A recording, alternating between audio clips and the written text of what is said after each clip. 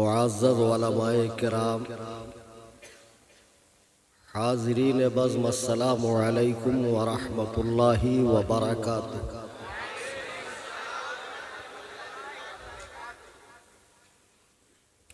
الحمدللہ الحمدللہ الحمدللہ رب العالمین، والصلاة والسلام علی سید الانبیاء والمرسلین وآلہ واصحابہ الطیبین الطاہرین، لعنت اللہ علی الرافضین المرتدین الی یوم الدین۔ اما بعد، قال اللہ تبارک و تعالی فی القرآن المجید والفرقان الحمید، فاعوذ باللہ من الشیطان الرجیم، بسم اللہ الرحمن الرحیم، رضی اللہ عنہم ورضوا عنہ، صدق اللہ العظیم۔ عن عویم بن ساعدہ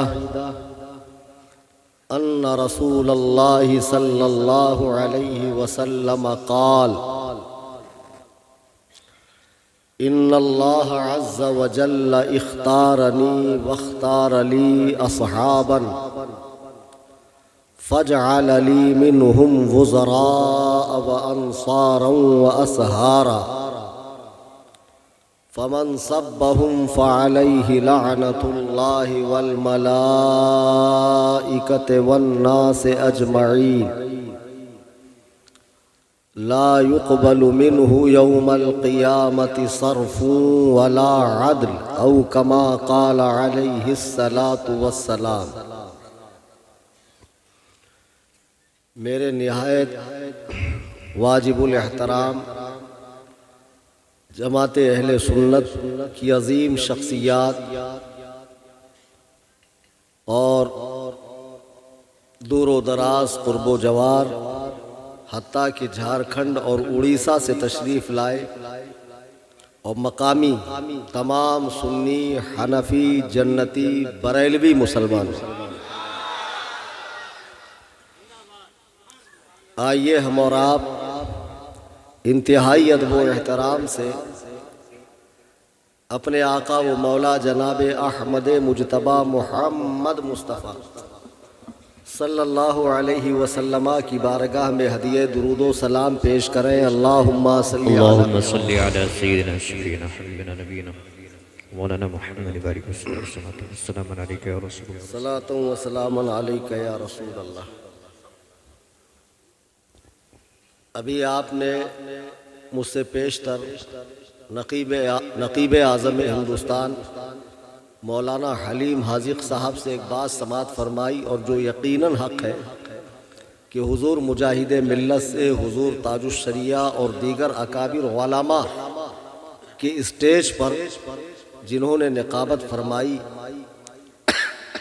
اور ابھی وہ مدح صحابہ میں کلام پڑھ رہے تھے، تو اس موقع پر آپ کا جوش قابل دید تھا، اور میں یہ سوچ رہا تھا کہ ایسا ہی رسپانس آپ مجھے بھی دیں گے، بے شک بے شک، لیکن کہیں کہیں آپ لوگوں کی انرجی کم ہو جاتی ہے، ایسا مت کیجیے۔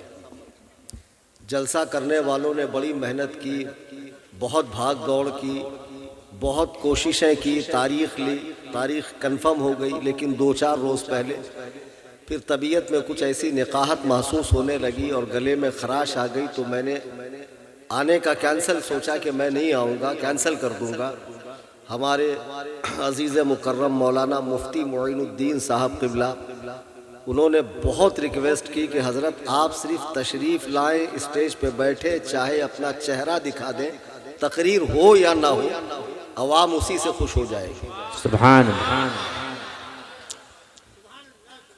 اچھا، اب یہ انہوں نے فرمایا، یا پھر آپ 10-15 منٹ بول دیجیے، یہاں آنے کے بعد معلوم پڑا ایک نہیں دو تقریریں، ایک تقریر میں کر کے آ رہا ہوں۔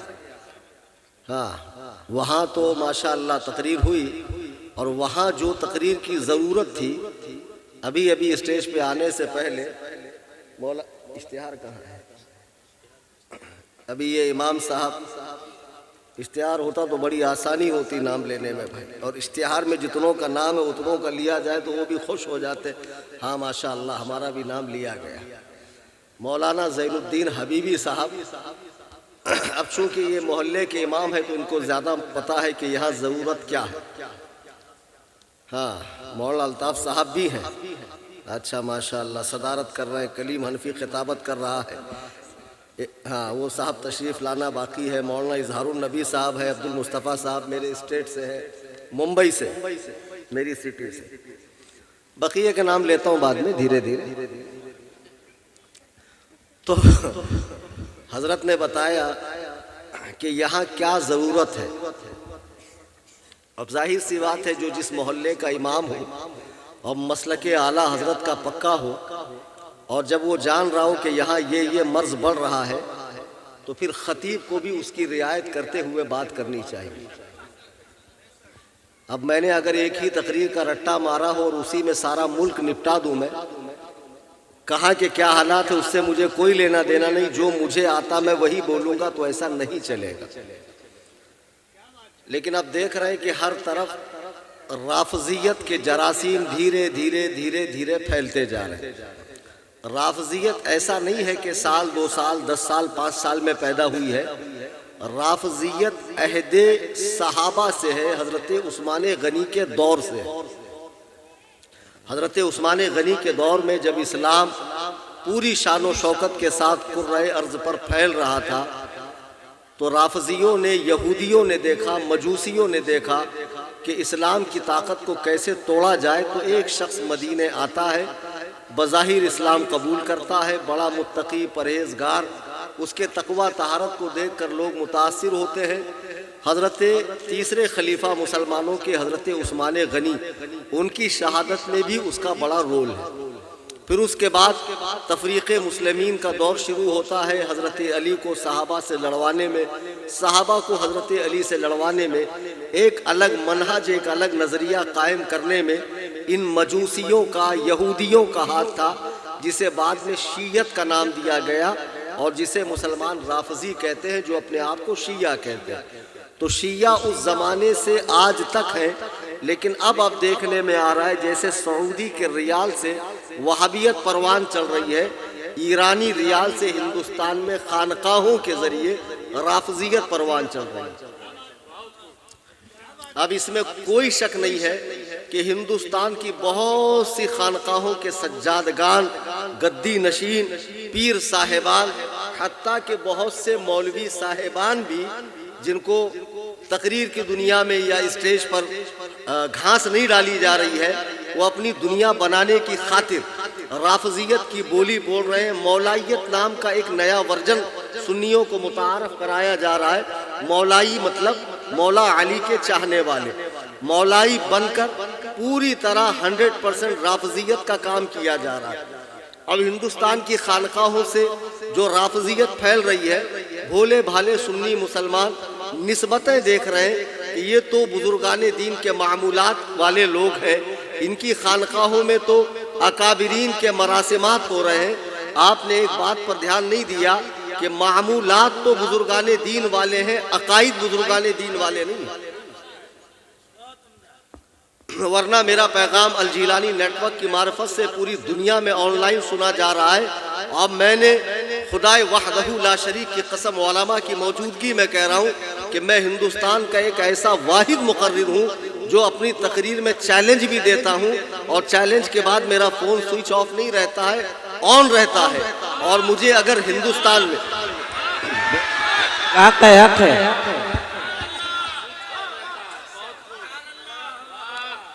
اور تقریر کے بعد اگر کسی کو پھر بہت زور کا مناظرہ آئے اور پھر مجھے یاد کرے، تو ایسا نہیں ہے کہ میں آگے پیچھے ہوتا ہوں۔ آپ سب اپڈیٹ لوگ ہیں، میرے چینل سے جڑے ہیں، حیدرآباد کے ایک غیر مقلد نے مجھے چیلنج کیا کہ آپ حیدرآباد آ کر مناظرہ کیجئے مفتی معین الدین صاحب اور جو یہاں اپڈیٹ علماء ہے جو روزانہ میری اپڈیٹ لیتے ہیں. اسی رات میں نے بزنس کلاس کا ٹکٹ بنایا, اپنی جیب سے ٹکٹ بنایا. ابھی 26 کو میں حیدرآباد جا رہا ہوں اس غیر مقلد سے مناظرے کے لیے. اور میں نے کہا تھا مفتی اختر حسین صاحب بڑے نرم دل کے آدمی ہیں, شفیق طبیعت رکھتے ہیں, بہت کم سخن ہے, پرتو صدیق ہے, لیکن میں پرتو عمر ہوں. اور خدا کی قسم, بے شک حق ہے, سبحان اللہ. یہ عصائے کلیم اژدہائے غضب ہے. واہ.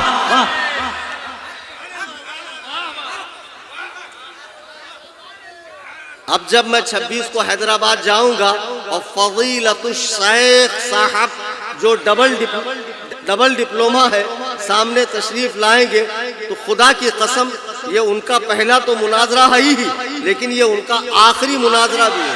نعرہ تکبیر, نعرہ رسالت, مناظر اہل سنت, مناظر اہل سنت, صوفی کلیم حنفی صاحب قبلہ, عظمت صحابہ و اہل بیت, نعرہ تکبیر, نعرہ رسالت.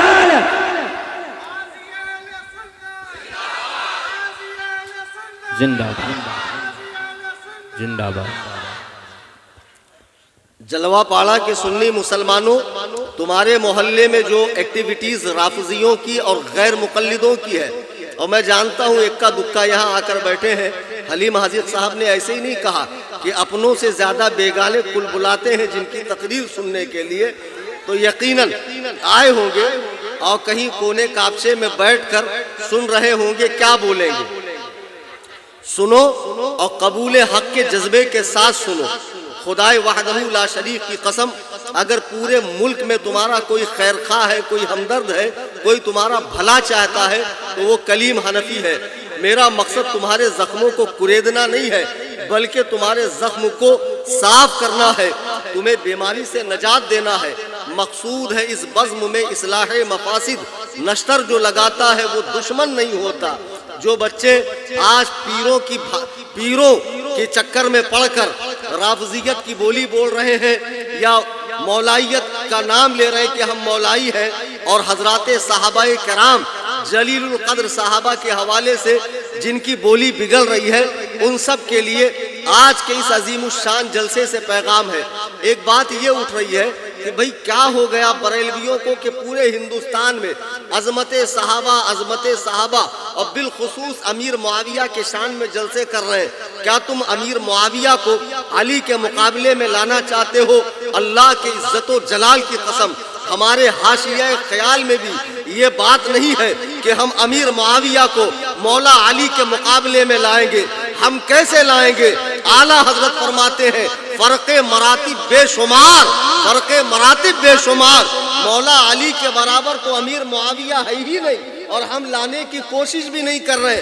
ہم یہ کہہ رہے ہیں کہ جس کے بارے میں اہل سنت کا مذہب یہ تھا کف لسان کیا جائے, زبان کو طعن سے دور رکھا جائے, برائی سے ان کو یاد نہ کیا جائے. آج جب یہ لونڈے لفاڑے جن کا ٹیٹوا دبا دو تو مر جائیں گے, وہ لونڈے اچھا میں تقریر کروں کہ نہیں کروں؟ کریے. تم ہی لوگ کرو, کچھ زیادہ ہی جوش میں بھرے ہوئے ہو یار, یا اتنا زیادہ. ہاں کچھ مجھے بول لینے دو. اور تم ایسے وقت میں سبحان اللہ ماشاءاللہ بولتے ہو میری مین بات دب جاتی ہے. درود پاک پڑھیں. اللہم صلی علی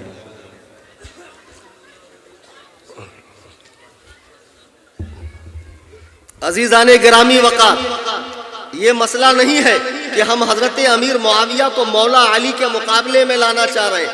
آج جبکہ ہم دیکھ رہے ہیں کلمہ پڑھنے والے سنیت کے دعوے دار, قادریت, چشتیت, نقشبندیت, سہروردیت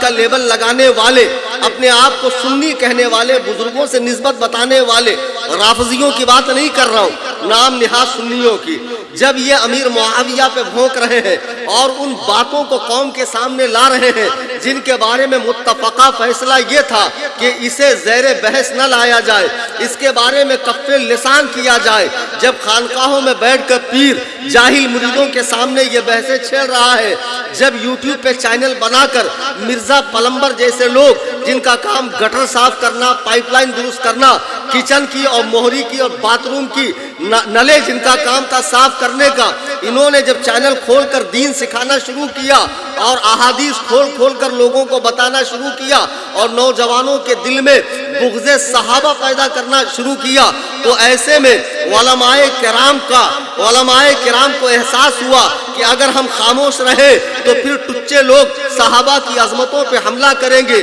اور خدائے وحدہ لا شریک کی قسم صحابہ کرام رسول اللہ سے دین لے کر آگے امت کو پہنچانے والے، اگر صحابہ سے اعتماد اٹھ جائے، صحابہ کی ذات مجروح ہو جائے، صحابہ کی ثقافت و عدالت بکھر جائے تو پھر دین محفوظ نہیں رہتا ہے، قرآن محفوظ نہیں رہتا ہے، حدیث محفوظ نہیں رہے گی، دین کی بنیادیں متزلزل ہوں گی۔ آپ کو نہیں معلوم امیر معاویہ وہ ہستی ہے کہ جس نے رسول اللہ کی بارگاہ میں اسلام لانے کے بعد صحبت اختیار کی اور قرآن کے 9 پارے امیر معاویہ نے کتابت کیے ہیں۔ اگر تم امیر معاویہ پہ بھونکتے ہو تو قرآن سے تمہارا اعتماد اٹھ جائے گا۔ چند باتیں میں بتا رہا ہوں، جو بچے مولائیت کے نشے میں دیوانے ہوئے جا رہے اور سمجھ رہے ہیں کہ ہم مولائی ہیں، خدا کی قسم تم موالی ہو، مولائی نہیں ہو۔ مجھے بتاؤ، اللہ کا کتاب رسول اللہ کی حدیث دونوں ہمارے سامنے موجود ہے، تم کہہ رہو پیر صاحب نے ایسا کہا، تم کہہ رہو مصنف نے ایسا کہا، مورخ نے ایسا کہا، شیخ الاسلام نے ایسا کہا، انجینئر صاحب نے ایسا کہا، ماریرا کے فلانے پیر نے ایسا کہا، کسی نے کچھ بھی کہا ہو، قرآن نے کیا کہا؟ رضی اللہ عنہم ورضوا عنہ، اللہ ان سے راضی ہے، وہ اللہ سے راضی ہے۔ قرآن کے اس فیصلے کے بعد کسی پیر فقیر اور امام زادے کے بعد کی کوئی حیثیت ہے؟ نہیں ہے۔ اب حضرت امیر معاویہ کی ذات کو لے لو، اور یہ جو تفضیلی بنے پھر رہے ہیں، آپ کیا سمجھ رہے ہیں؟ دن بدن ان میں غلو آتا جا رہا ہے، ہاتھوں میں کڑے باندھ لیں گے، کئی انگوٹھیاں پہن لیں گے، بال ان کے کندھے سے نیچے تک ہے، اور محبت اہل بیت کے نام پر آئے دن نئی بدعتیں ایجاد کر رہے ہیں۔ کہیں تو ہر مہینے کی 21 تاریخ کو حضرت علی کا یوم شہادت منایا جا رہا ہے، پھر کہیں عید غدیر کے نام پر نئی عید مسلمانوں میں لانچ کی جا رہی ہے، اور اس میں بھی اللہ کی پناہ دین کا وہ مذاق اڑایا جا رہا ہے۔ محبت اہل بیت کا جھنجھنا دیا یہ بجاتے جا رہے ہیں اور سمجھ رہے ہیں ہم کامیاب و کامران ہیں، اور حضرت علی کو تمام صحابہ پر فضیلت دی تو دی، خلفائے ثلاثہ پر بھی فضیلت دے رہے، اتنا ہی نہیں بلکہ انبیاء علیہم السلام پر بھی فضیلت دے رہے۔ غیر نبی کو نبی سے افضل کہنے والا کافر ہے، جو پیر چاہے کتنی ہی نسبتیں لگاتا ہو، کیسا ہی لحیم و شعیم ہو، چاہے کتنے ہی مریدین کی تعداد رکھتا ہو، اگر وہ مولا کائنات کو انبیاء سے افضل کہے، اللہ کی قسم وہ کافر ہے، وہ پیر بننے کے لائق نہیں ہے، اس کی بیعت حرام ہے۔ جس نے اس سے مریدی اختیار کی ہے، بیعت کی ہے، وہ پہلی فرصت میں کسی جامع الشرائط پیر سے مرید ہو جائے۔ مولا کائنات ہرگز انبیاء سے افضل نہیں، اور نہ حضرات شیخین سے افضل ہے ابو بکر و عمر سے، اس پر اہل سنت کا اجماع ہے، اجماع، پوری اہل سنت کا اجماع ہے۔ اب یہ لوگ حضرت علی پہ اتنی فضیلت دے رہے ہیں، اور پھر حضرت امیر معاویہ پر، ان کے والد پر، ان کی والدہ پر اور کچھ صحابہ کو کھلم کھلا بھوک رہے ہیں۔ اور شیعوں کا یہ عقیدہ انہوں نے اپنا لیا کہ جب دنیا سے حضور تشریف لے گئے تو سوائے 7 صحابہ کے تمام صحابہ دین سے پھر گئے۔ تمہاری مائیں تم پر روئیں خبیثو کہ جن کی تربیت وحی الہی کی روشنی میں ہوئی ہو، جنہوں نے رخ والضحیٰ کو دیکھا ہو، زلف واللیل کو دیکھا ہو، آمنہ کے لال کے اقتداء میں نمازیں پڑھی ہو، آمنہ کے لال کے ساتھ جہاد میں شرکت کی ہو، آمنہ کے لال پر سب کچھ وار دیا ہو، وہ لوگ سرکار کے دنیا سے جانے کے بعد اسلام سے پھر جائیں گے، یہ کسی مسلمان کی بولی نہیں ہو سکتی ہے۔ اور اب تو حضرت امیر معاویہ کو لے کے اتنا زیادہ بغض کہ پیر صاحب بتا رہے ہیں کہ امیر معاویہ کا نام ہی ٹھیک نہیں ہے۔ معاویہ نام کا معنی ہے عربی لغت میں لومڑی کا بچہ یا کتیا کا بچہ، یا وہ کتیا جو اپنے یاروں کے ساتھ مل کر بھونکتی ہے۔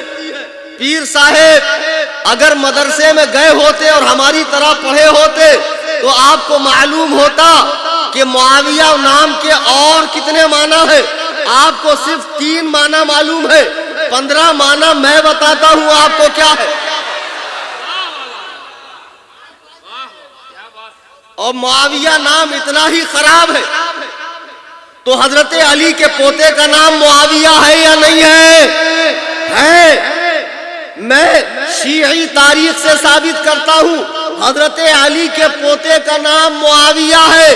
نبی کریم علیہ السلام کا مزاج تھا کہ بارگاہ اقدس میں جب کوئی اسلام قبول کرنے آتا اس کے نام میں کوئی خرابی ہوتی حضور اس کا نام تبدیل فرما دیتے۔ حضرت عمر کی بیٹی آسیہ آئی، ابو داؤد کی حدیث ہے، اللہ کے نبی نے فرمایا تو آسیہ نہیں ہے، انتی جمیلہ، تو گنہگار نہیں ہے، خوبصورت ہے۔ سرکار کا مزاج تھا برے نام کو بدل کر اچھے نام رکھنے کا۔ جب امیر معاویہ صلح حدیبیہ کے موقع پر ہجری 6 میں اسلام قبول کرنے آئے، فتح مکہ میں اسلام قبول نہیں کیا ہے، صلح حدیبیہ کے موقع پر کیا ہے، تو سرکار نے ان کا نام بدلا کیوں نہیں؟ جب حضور مدینے آئے تو مدینے کا نام کیا تھا؟ یثرب، بیماریوں کا گھر۔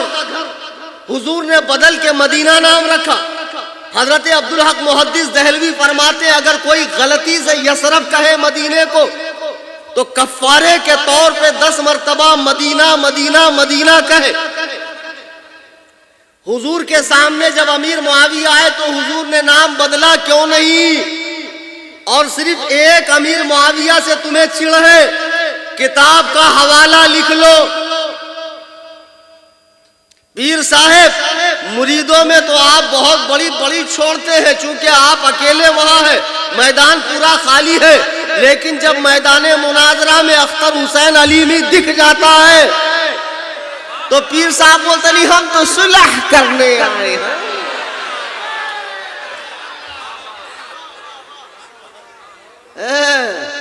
صلح کے علاوہ چارہ کیا ہے پیر صاحب؟ وہ تو بتاؤ، ورنہ وہ بخیا ادھیڑی جائے گی اور وہ کھنگالا جائے گا کہ رہی صحیح ساکھ بھی نکل جائے گی۔ ہم کو مت سکھاؤ تم کتنے قابل ہو۔ اور آج کے دور میں جتنے یہ پونگے پیر گھوم رہے ہیں نا، شیخ سعدی فرماتے ہیں پیر اڑتا نہیں ہے، یہ گدہ الذی مرید اڑا دیتے ہیں۔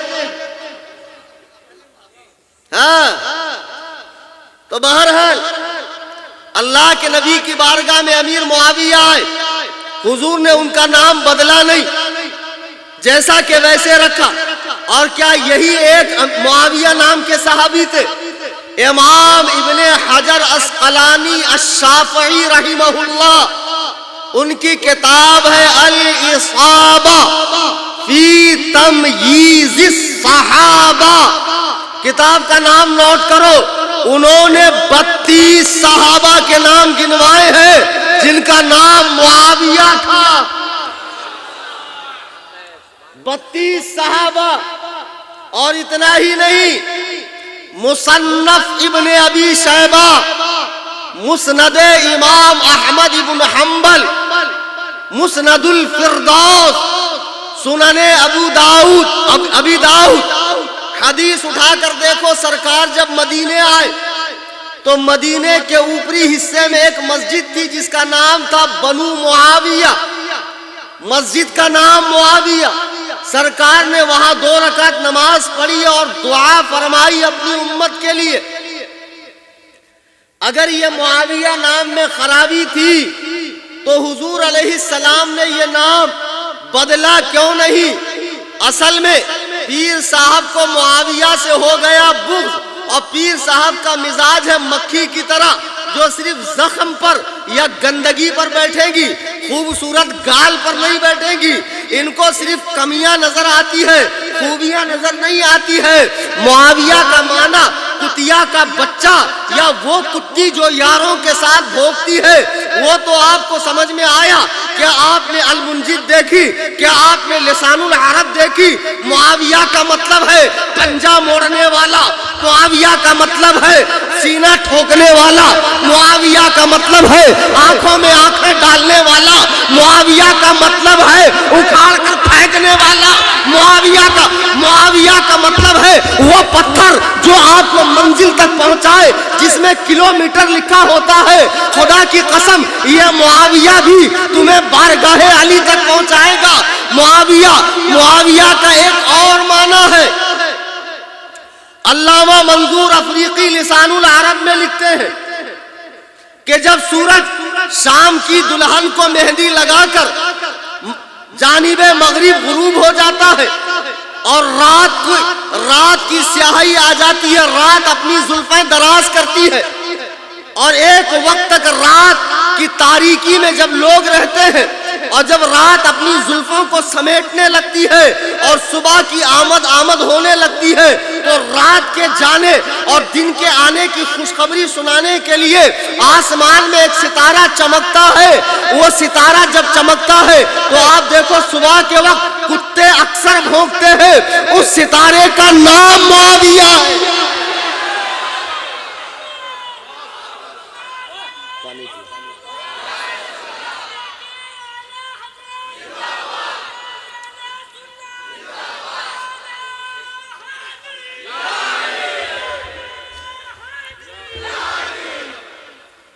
اس ستارے کا نام معاویہ ہے۔ دیکھو آسمان میں ستارہ نکلا، کتے بھونکنے لگے۔ ایسے ہی جب ذکر معاویہ آیا، یہ نقلی پیر، یہ اڑیا گڑیا لٹیا چٹیا ٹامک ٹنیا، یہ جتنے پونگے پنڈت ہیں، یہ کرسیوں پہ چلانے والے، یہ شبیر نہیں، یہ کفگیر ہے، بڑا چمچہ، یہ رافضیوں کا چمچہ ہے۔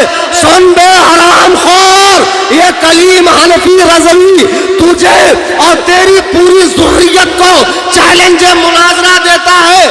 لگا کلکتہ کی سرزمین میں کسی بڑے میدان میں ایک جلسہ، اور وہاں سارے ایران کے فضلہ خوروں کو جمع کر امام احمد رضا کے در کا یہ غلام تنہا آئے گا اور انشاءاللہ پوری رافضیت کو ناکو چنے چبوائے گا۔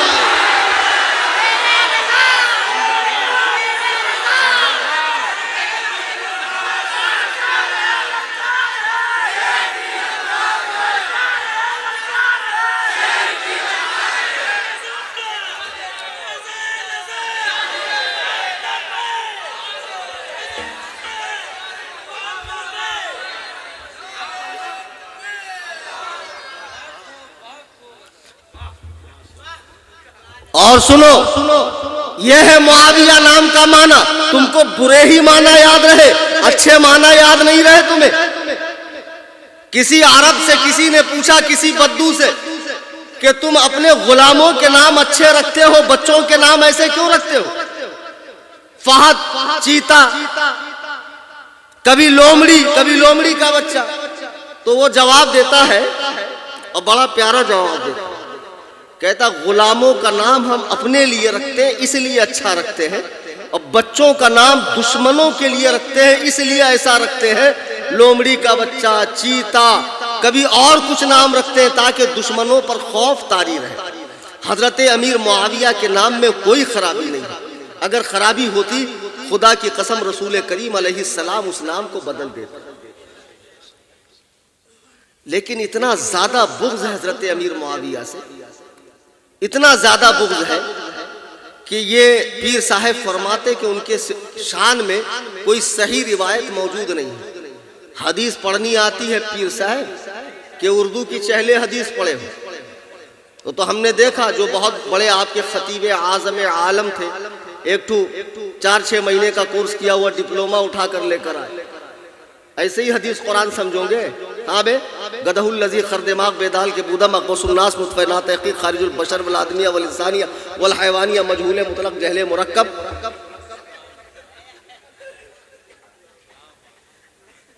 ایسے ہی حدیث قرآن سمجھو گے؟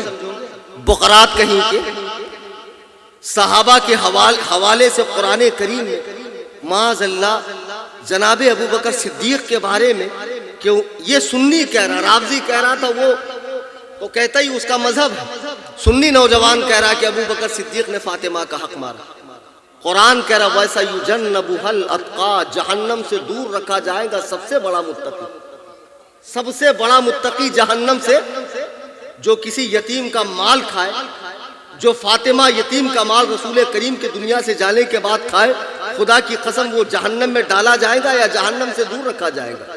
قرآن کہہ رہا ابو بکر کے بارے میں وَسَيُجَنَّبُهَا الْأَتْقَى، جہنم سے دور رکھا جائے گا سب سے بڑا متقی۔ قرآن جسے سب سے بڑا متقی کہہ رہا ہے، آج یہ سنی کو اس کے افضل ہونے میں شک ہے، یہ روایتیں ڈھونڈ رہا ہے، اور امیر معاویہ کے بارے میں کہہ رہا ہے، ان کے بارے میں امام نسائی نے کہا ہے کوئی صحیح روایت موجود نہیں ہے۔ ابے بے وقوف، علم حدیث میں اگر یہ کہا جائے کہ ان کے بارے میں کوئی صحیح روایت موجود نہیں ہے تو اس کا مطلب یہ تھوڑی ہے کہ جو روایتیں ہیں وہ جھوٹی ہے۔ علم حدیث میں صحیح کے مقابلے میں ضعیف آتا ہے، جھوٹا نہیں آتا۔ علم حدیث کے اصول سمجھ، اس فن کی باریکیاں سمجھ، پڑھتے لکھتے ہو نہیں، بقراتی جھاڑتے ہو مریدوں میں آ کر اور اپنے ایجنٹوں کے ذریعے رافضیت کا پرچار کر رہے ہو۔ امام ترمذی رحمت اللہ علیہ نے حضرت امیر معاویہ کے حوالے سے اپنی ترمذی کے اندر 2 حدیثیں ان کے شان میں لکھی ہے، اور اتنا ہی نہیں، صحاح ستہ جو قرآن کریم کے بعد حدیث کی 6 صحیح کتابیں ہیں، ان میں حضرت امیر معاویہ کی 100 روایتیں ہیں۔ اگر امیر معاویہ ثقہ نہ ہوتے تو یہ محدثین ان سے روایت لیتے؟ کبھی نہیں لیتے۔ یہی میں تمہیں بتانا چاہ رہا ہوں، پیروں کے چکر میں پڑھ کے یا سوشل میڈیا پہ شیعہ ذاکرین اور نوحہ خان اور مرثیہ خانوں کو سن کر اور ان کا پونگا پسارنا دیکھ کر یہ مت سمجھو کہ یہ حق بتا رہے ہیں۔ علماء اہل سنت موجود ہے، اگر کوئی ایسی اٹپٹی بات آپ کے علم میں آتی ہے تو علماء سے رجوع کرو، ورنہ خدا کی قسم آج سوشل میڈیا فتنہ بن چکا ہے۔ تم سوشل میڈیا سے دین سیکھو گے۔ پہلے آف لائن فتنے آتے تھے، آف لائن کتابوں کے ذریعے، مسجدوں کے ذریعے، مدرسے کے ذریعے چلت پھرت کی تبلیغ ہوتی تھی۔ اب آن لائن یوٹیوب پہ چینل بنتا ہے اور ویب سائٹ بنتی ہے اور آن لائن فتنہ لانچ ہو جاتا ہے۔ ایسے ایسے فتنے ہو رہے ہیں، میں آپ کو کیا بتاؤں۔ جاوید غامدی لے لو، دیوبندی تھا، قرار نہیں آیا دیوبندیت میں، اہل حدیث بنا، اہل حدیث میں قرار نہیں آیا، منکر حدیث بنا، پھر منکر حدیث بننے کے بعد مجتہد مطلق بنا۔ اب فتویٰ دے رہا ہے جاوید غامدی کورونا کے ٹائم کہ ایسا پاسبل ہے کہ کسی ملک کی راجدھانی میں ایک امام ہو جو نماز پڑھائے اور وہاں سارے ٹی وی کے کنیکشنز ہو، ہر گھر میں لوگ ٹی وی پہ دیکھ کر اس کو فالو کرے اور اس طرح گھر میں بیٹھ کر نماز پڑھے۔ بتائیے، اچھا اچانک لائٹ چلی گئی تو پھر کیا کریں؟ اچھا امام صاحب نے اگر غلط پڑھ دیا تو لقمہ کیسے دے؟ یہی جاوید غامدی کہہ رہا ہے کہ وہ زمانہ اور تھا جب عورتوں کو اکیلے حج پہ جانے کی اجازت نہیں تھی، آج جا سکتی ہے۔ دلیلیں دے رہا حدیث قرآن سے کہ آج کے زمانے میں سیف سفر ہوتا ہے، وہ زمانہ پرخطر زمانہ تھا، آج ایزی سفر ہوتا ہے۔ بامبے سے بیٹھی جدہ میں پہنچ گئی 2.5 گھنٹے میں، تو اس زمانے میں بغیر محرم کی عورت حج پہ جا سکتی ہے۔ اللہ کی قسم، حضور علیہ السلام نے جو شریعت امت کو دی ہے اور جسے حلال کہہ دیا، جسے حرام کہہ دیا، قیامت تک کوئی ایسا مجتہد پیدا نہیں ہو سکتا جو رسول اللہ کے دین میں دخل دے اور حضور کے حرام کہے ہوئے کو حلال کہے یا حلال کہے ہوئے کو حرام کہے۔ کسی مجتہد کے اندر یہ طاقت نہیں ہے۔ بے وقوف، اگر نبی نے فرمایا عورتیں اکیلے حج پہ نہیں جا سکتی تو کہہ رہا اس زمانے میں سفر آسان ہے۔ تجھے کیا پتا سفر کے بارے میں؟ میں ہانگ کانگ گیا، ہانگ کانگ سے ممبئی جب میں آ رہا تھا، کہتے فیسک فلائٹ تھی، مجھے 6 گھنٹے میں آنا تھا، لیکن ممبئی آتے آتے ایئر ٹربولنس کی وجہ سے مجھے گجرات لے جایا گیا۔ گجرات میں ہمیں لینڈ کیا گیا. آپ مجھے بتائیے ایک عورت جدہ جا رہی ہے ایئر ٹربولنس کی وجہ سے, اگر اسے سنگاپور اتارا جائے, اسے امریکہ اتارا جائے, لندن اتارا جائے, جاوید غامدی اس کی ذمہ داری لے گا؟ ابے بے وقوفوں, نبی نے جسے حرام کہہ دیا ہے قیامت تک اسے کوئی حلال نہیں کر سکتا. میں یہی بتانا چاہ رہا ہوں, آج سوشل میڈیا کا دور ہے اور لوگ اپنی مرضی کو حدیث و قرآن کا نام دے رہے ہیں اور ایک روم میں بیٹھ کر صحابہ پر بھونک رہے ہیں, ائمہ مجتہدین پہ بھونک رہے ہیں اور لوگ آسانی سے ان کی بات مان رہے ہیں. حضور کے جتنے صحابہ ہیں پہلے دن سے لے کے آخری دن تک قرآن نے سب کے بارے میں کہا رضی اللہ عنہم ورضوا عنہ, اللہ ان سب سے راضی ہے, وہ اللہ سے راضی ہے. صحابہ کا مقام سمجھنا چاہتے ہو, آؤ قرآن اٹھاؤ. قرآن کہہ رہا والعادیات ضبحا. کیا مطلب اس کا؟ قسم ہے ان کے گھوڑوں کے سانس پھولنے کی, ان کے گھوڑوں کے سینوں سے جو آواز نکلتی ہے اللہ اس کی قسم کھا رہا ہے. یاد فرما رہا ہے کہ صحابہ جب میدان جہاد میں جاتے گھوڑے پر بیٹھتے اور گھوڑے کو جب وہ تیز دوڑاتے تو گھوڑے ہانپنے لگتے, تو اس کی جو سانس پھول رہی ہے اللہ تعالیٰ اس کی قسم یاد فرما رہا ہے. یہ قرآن میں سورہ نمبر 100 ہے. والعادیات ضبحا, قسم ہے ان کی جو سینوں سے آواز نکلتی ہے. پھر فرمایا فالموریات قدحا, پھر جب ان کی گھوڑوں کی ٹاپیں پتھر کو لگتی ہے اور اس سے جو چنگاری نکلتی ہے. اب میں سوچ میں پڑ گیا کہ نبی کا صحابی گھوڑے پر بیٹھے تو اللہ گھوڑے کی قسم یاد فرمائے. اللہ گھوڑے نے صحابی کو اٹھایا تو اللہ نے قسم یاد فرمائی. خدا کی قسم ابو قحافہ کے بیٹے نے ہجرت کی رات بارے نبوت کو, وجود نبوت کو, آمنہ کے لال کو, عبداللہ کے درے یتیم کو اپنے کندھے پر اٹھایا تھا. بتاؤ ابو بکر کی عظمت کا عالم کیا ہے؟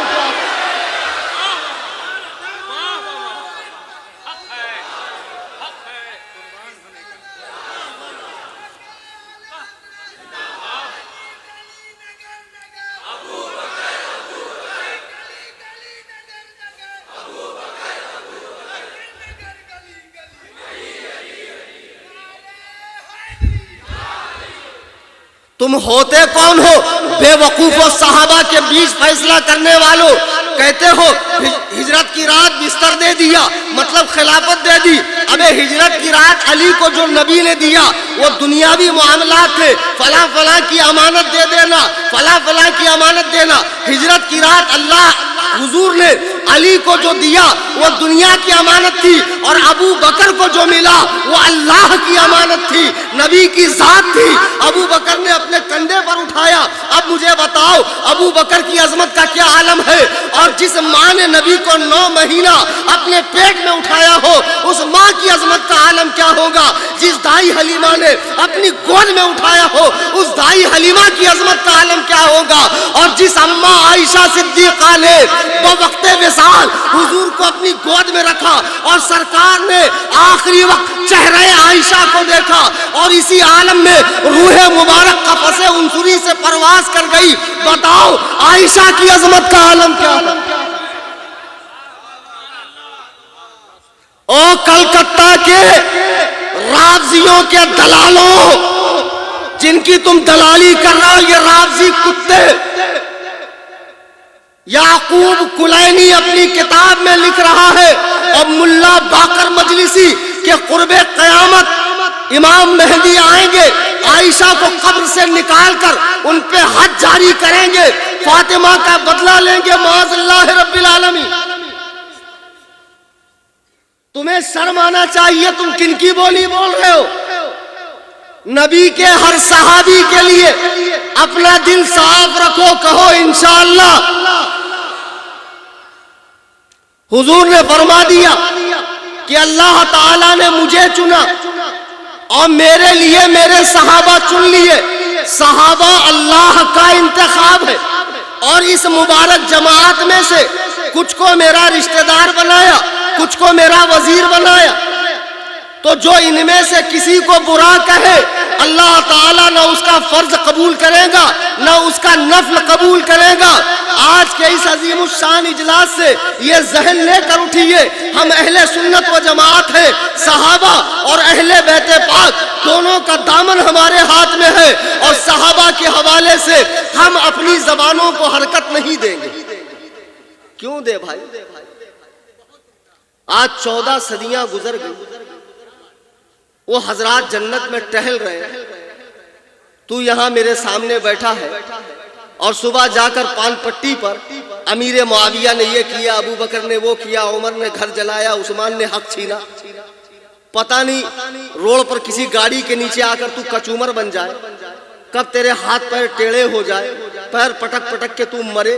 عمر ملی ہے 50-60 سال کی، اس میں نمازوں کی فکر نہیں، حقوق العباد کی فکر نہیں، ماں باپ کے حقوق کی فکر نہیں، بیوی بچوں کی صحیح تعلیم تربیت نہیں، اہل محلہ کے ساتھ حسن سلوک نہیں۔ یہ ساری چیزوں کو بالائے طاق رکھ کر تو سمجھ رہا ہے کہ میں صرف علی علی کروں گا تو میں کامیاب ہوں۔ خدا کی قسم ان پاک ہستیوں کی زندگیاں دیکھو جن کا تم نام لیتے ہو، اور تمہیں تو نام بھی نہیں لینے آتا، بازو والے سے پوچھتے ہو زبر ہے کہ پیش ہے علی پر، بتاؤ حرام خورو، تم مولائی ہو کہ مولائے کائنات سے جب پوچھا گیا، اور یہ شیعہ کتاب کی روایت ہے کہ مولائے کائنات سے پوچھا گیا، قرب الاسناد کتاب کا نام، آن لائن چیک کر لیں آپ فارسی میں، آج کل تو بڑی سہولت ہے کہ آن لائن کتابیں ہیں، سوشل میڈیا کے کچھ فائدے بھی ہیں لیکن میکس ٹو میکس نقصانات بھی ہیں۔ جی اب وہ آ رہا ہوں میں اسی پر، اصل میں آج رد شیعت نہیں ہے، آج شیعوں کے چھوٹے بھائیوں کا رد ہے۔ کون؟ بتاؤ چلو دیکھو کتنا دماغ ہے تمہارے پاس، کون؟ ارے ماشاءاللہ، بتاؤ، یہ برابر سمجھ گیا، کیونکہ رمضان میں وہ ڈنڈی مارتا ہے نا، ہاف کرتا ہاف، اور اس کے بڑے بھائی نے کر دیا صاف۔ آپ رمضان میں جائیے، شیعوں کی مسجد پہ پڑا رہے گا تالا، اس میں سے جھانکو تو اندر ملے گا کوئی کالا، یہ 8 پڑھتا ہے، کہتا بدعت فاروقی، معاذ اللہ، 20 رکعت تراویح جس پر امت کا اجماع ہو چکا ہے، یہ حرام الدہر خبیث، یہ ہمارا سنی مسلمان بیچارہ ابھی 2 مہینے بعد رمضان آ رہا، امام صاحب کو زیارت ہوتی نہیں، امام صاحب کو پتہ ہی نہیں محلے میں کون کون سنی مسلمان ہے، لیکن رمضان میں جب پہلا رمضان آئے تو امام صاحب کو سب کی زیارت ہو جاتی، ایک دم بن ٹھن کے ٹپ ٹاپ میں 1000 روپے کی چپل پہن کر آتا ہے، بعد میں جب 20 رکعت پڑھ کر آ کر دیکھتا ہے تو وہاں مسجد کے بیت الخلاء کی چپل رکھی، تو وہ لے کر بھاگا ہے جو 8 رکعت پڑھ رہا تھا۔ ہاں یہ بہت بڑا چوٹا ہے، ہاں یہ 8 رکعت تراویح پڑھنے والا گوگل کا مقلد، تم اہل حدیث بولتے کیوں یار؟ 1000 بار میں نے سمجھا، اہل کے مطلب والے، حدیث مطلب حدیث والے، جیسے اہل بیت گھر والے، اہل حدیث حدیث والے، تو اس غریب کا نام صرف اہل حدیث ہے۔ مولانا کیا کہہ رہے تھے؟ پڑھے نہ لکھے نام محمد فاضل، اگر کوئی نام فاضل رکھ لے تو اس کا مطلب کیا؟ اس نے مدرسے میں باقاعدہ درس نظامی پڑھا ہے؟ اس غریب کا نام صرف محمد فاضل ہے۔ جیسے گلاب جامن، نہ اس میں گلاب ہوتا ہے نہ جامن ہوتا ہے، گلاب ایک پھول ہے، جامن ایک پھل ہے، دونوں میں سے کچھ نہیں ہوتا، اس غریب کا نام صرف گلاب جامن ہے، اس کا نام صرف اہل حدیث ہے، نہ یہ اہل ہے نہ اس کے پاس حدیث ہے، اس کا نام صرف اہل حدیث ہے۔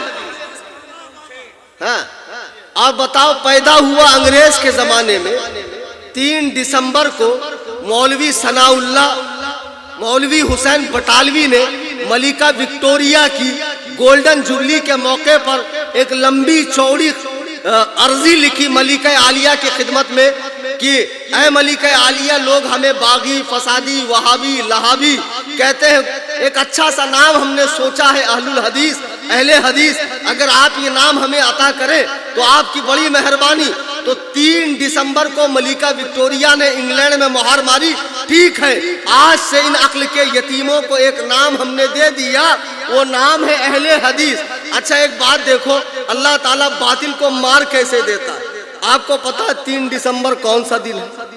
ورلڈ ہینڈیکیپ ڈے، یعنی جس دن ہاتھ پیر سے معذوروں کے لیے ہمدردی کا دن ہے نا، ہاتھ پیر سے معذور لوگوں کے لیے ہمدردی جتانے کا دن، ٹیچرز ڈے، ویلنٹائن ڈے، ایسے ڈے ہوتے نا، ورلڈ ہینڈیکیپ ڈے ہے 3 دسمبر کو، اور اسی دن دماغ سے پیندل لوگوں کو اہل حدیث نام ملا۔ اچھا، نام دیا انگریزوں نے، اب اس کے بعد یہ دیکھو الماری سجا کر بیٹھا ہے، کمثل یحمل اسفارا، قرآن نے کہا گدھے کے اوپر کتاب رکھ دو، تو اس کا مطلب یہ تھوڑی کہ اس کے اندر لکھے ہوئے مضمون سے وہ واقف ہے، اس کا کام تو صرف ڈھونا ہے۔ یہ بڑکی الماری رکھا ہے، سعودیہ چلا گیا، جھاپک جھوا داڑھی رکھ لیا، وہاں سے بھوجپوری عربی سیکھ لیا، عین قاف ہا، ہم نے سعودی میں نہیں دیکھا۔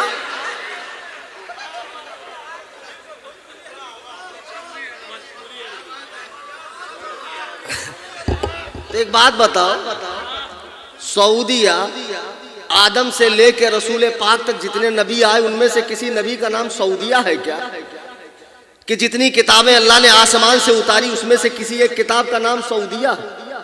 کہ فقہی مذاہب میں سے کسی ایک مذہب کا نام سعودیہ؟ تو یہ کیا بولتا ہے ہم نے سعودی میں نہیں دیکھا؟ تو نہیں دیکھا تو مت دیکھ، ہم کیا کریں؟ ہم نے سعودیہ کا تھوڑی کلمہ پڑھا ہے، ہم نے رسول اللہ کا کلمہ پڑھا ہے۔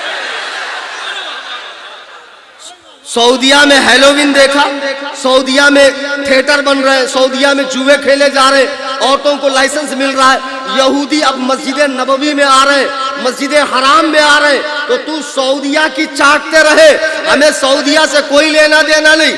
اچھا، یہ بنا انگریز کے دور میں، اب دیکھو نام بھی کتنا اچھا رکھ لیا، اہل حدیث، حدیث والے، ماشاءاللہ۔ لیکن ایک بات ان سے ضرور پوچھنا ہے نا تمہارے محلے میں، اب پکا میرے جانے کے بعد مولانا زین الدین مناظرے کے لیے کل بلائیں گے، جانے کے بعد ہی مناظرہ آتا ہے، کہہ رہے ہیں۔ اچھا، وہ چیلنج کیے؟ ارے تو میں آیا ہوا ہوں، ہے کوئی مناظر صاحب؟ ارے کوئی بیٹھا ہے بھائی؟ آج مجھے بھی بہت زور سے مناظرہ آیا ہے۔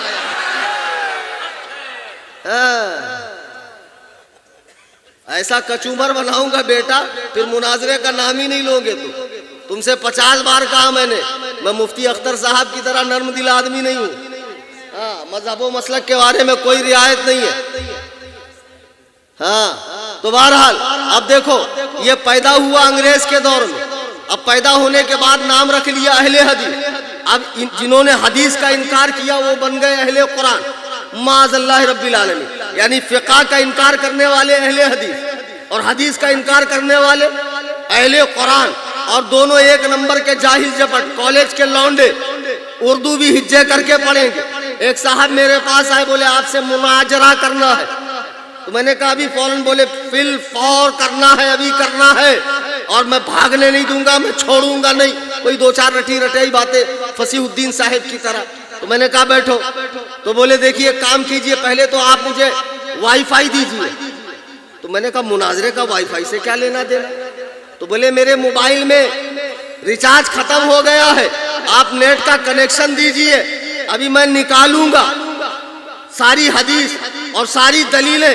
تو میں سوچ میں پڑ گیا، یا اللہ، اگر 8-10 دن کے لیے انٹرنیٹ بند ہو جائے تو یہ جتنے مجتہد لوگ ہیں، محدث لوگ ہیں، یہ تو سب یتیم ہو جائیں گے بیچارے۔